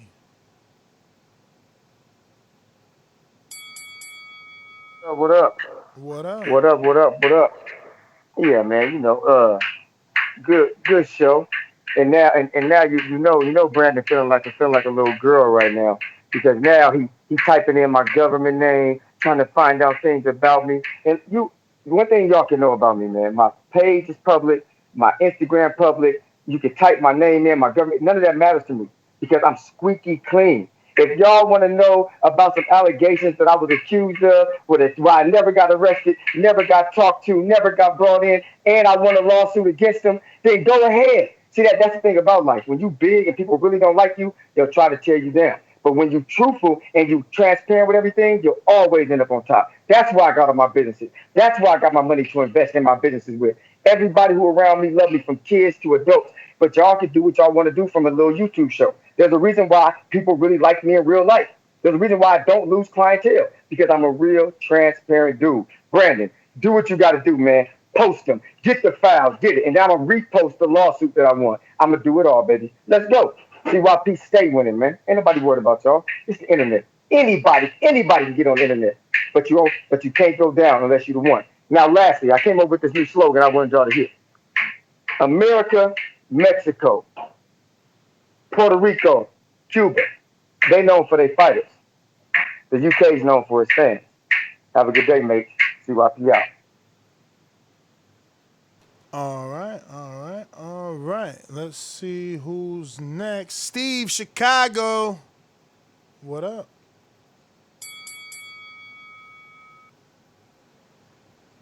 Yeah, hey, what's up, guys? How you guys doing tonight? Doing well, We champ. good. All right. Yeah, let me touch on this. On the Big Baby Miller, we were talking in the chat a little bit. You know, I don't condone what the guy did, but like I've been trying to tell you, testing in boxing is just how. If I was Miller and they try to ban me, I'd be suing people because how can we don't even know half of the guys that are taking PEDs from lack of testing, and not every you know for a fact not even the titleists sometimes don't get tested. It's not like a mandatory thing. So I don't know. PEDs is such a crazy subject in the sport. I don't know how you resolve it. I really don't. But yeah, and then on the UFC thing with Wilder, you know, I'm a little puzzled. I was doing a little digging, and it looks like the developers of that game for the third version was out of Canada. So I don't know if they're the ones making the fourth version. But the only thing I could think of, you know, Canada, because why do they got two Brits? It doesn't make sense. You're not going to sell that to a U.S. audience. You know, Joshua and Fury doesn't sell here. So I don't get it. So these Canadians, it seems like they developed this, and you know, Canada, you know, they still bless the Queen in that, so maybe that had something to do with it. So yeah, and then Tank, I didn't see the video. I'm not gonna talk on that because I didn't see it. I'm gonna have to look for it. And then We shared it on the show in case you watch it on YouTube. We definitely shared it on the live show, and then we also have it on our YouTube channel. Okay, I'll have to check it. I missed it. I didn't see it. But then with Bud, you know, you remember you did a show not too long ago, and you was telling opponents for Bud, and it was like half the guys on there, I didn't even know who the hell they were. And then I think the biggest guy on there was like Castillo or Clayton or something, remember? Yep. So to me, yeah. So I was laughing at that. I'm like, who the hell are those guys? But if he could fight Ortiz, man, that'd be way better than them guys there. So, hey, man, why not? Like you said, Canelo took on Mayweather. This would kind of be the same version of that. So why not? But yeah, that's all I got. All right, Steve in Chicago, thank you for calling in. And we going to Stone Bone in Colorado. What up? You hear me? Yes, sir. Oh yeah, Big Baby. Look, I guess he gonna have to do like Broner. He gonna have to go back to the block or something because he owe Eddie, Bob, and Jay Prince. Matter of fact, he can. Mario, steroids is okay at certain heavy lifting, so maybe he got to go into like some type of weight thing. If he gonna just be on steroids, just go be in a sport where you can do it, like certain weightlifting competitions where they say it's non-testing or test. So, and they pretty clear about it. They let it be known if they testing or not. So he gonna have to either be a rap-a-lot bodyguard or something. He gonna have to pay Jay Prince's money back. So he better figure it out. And being real, I ain't played a video. I've had every video game, every video system that came out, because people would always be like, "Hey man, let me get a little something, hold my game till next week," and they never come back and get the game. So I always had them. I just don't play them. I'm always doing something else. I'm more into reality than virtual reality. I ain't really got time to sit around and play games. When I'm sitting around, I'm smoking. And Vergil Ortiz, with everything going on with Ryan, the volatility, the Canelo not even really speaking to Oscar, he ain't putting Ortiz in there with Bud. He already looking at, that's his only fighter. Ryan trying to get out of there, Canelo tell him what to do. Who else Golden Boy got? Vergil Ortiz, and they ain't finna go put him in there and take that chance of losing him like that. And with Tank, don't forget Ivan Redkach was a 135 pounder. He's a little dude too. He was fighting Tevin Foreman. And about this, I know it's not fight time. So Ivan Redkach's last fight was at 147, so he probably weighed 160. But Tank is known weighing 160 when he out of fight. they've been talking about that for years. Tank weighing 160, 170 pounds. So Tank weighed just as much as Redkach. You can see how thick his back was. That's not the 130 Tank. That's probably a 160-pound dude beating up on a basic European fighter. And what gym and let him get beat up. If he had a coach there, he probably should either fire that coach or that coach. All right. Well. We're going to go ahead and wrap it up. Next GTO, Instagram, and Twitter. Catch us on the next one. We will be back tomorrow morning, 9 a.m. Mario, do we got any guests scheduled for Monday? I don't think so. I know we have one Tuesday, right? on Tuesday Friday. we got Thursday or Cassius. Friday. No, Tuesday we got definitely Cassius Chaney, the heavyweight. I think he signed a deal with Top Rank. We want to find out what's going on with that. All right, let me see. Cassius Chaney on Tuesday. What happened to that Bob Arum one? You put the post out. You never said nothing. I know. No, I told you that we were supposed to get him that day, and then obviously he was in they the pushed bubble. it back, right? No, so I told them for Wednesday, but I kind of forgot. I think I booked somebody on Wednesday already. Yeah, I got Chris Congo on Wednesday now. And we're good for Thursday. But Friday we have, who we have on Friday? I thought we had somebody. The UK guy. No, that's Wednesday. So it's just Tuesday and Wednesday so far. All right. Peace, ladies and gents. Catch us in the morning. Arrivederci. At Mario Mugi on Twitter, at Mario Mugi on Instagram. Peace. Yo, hit me.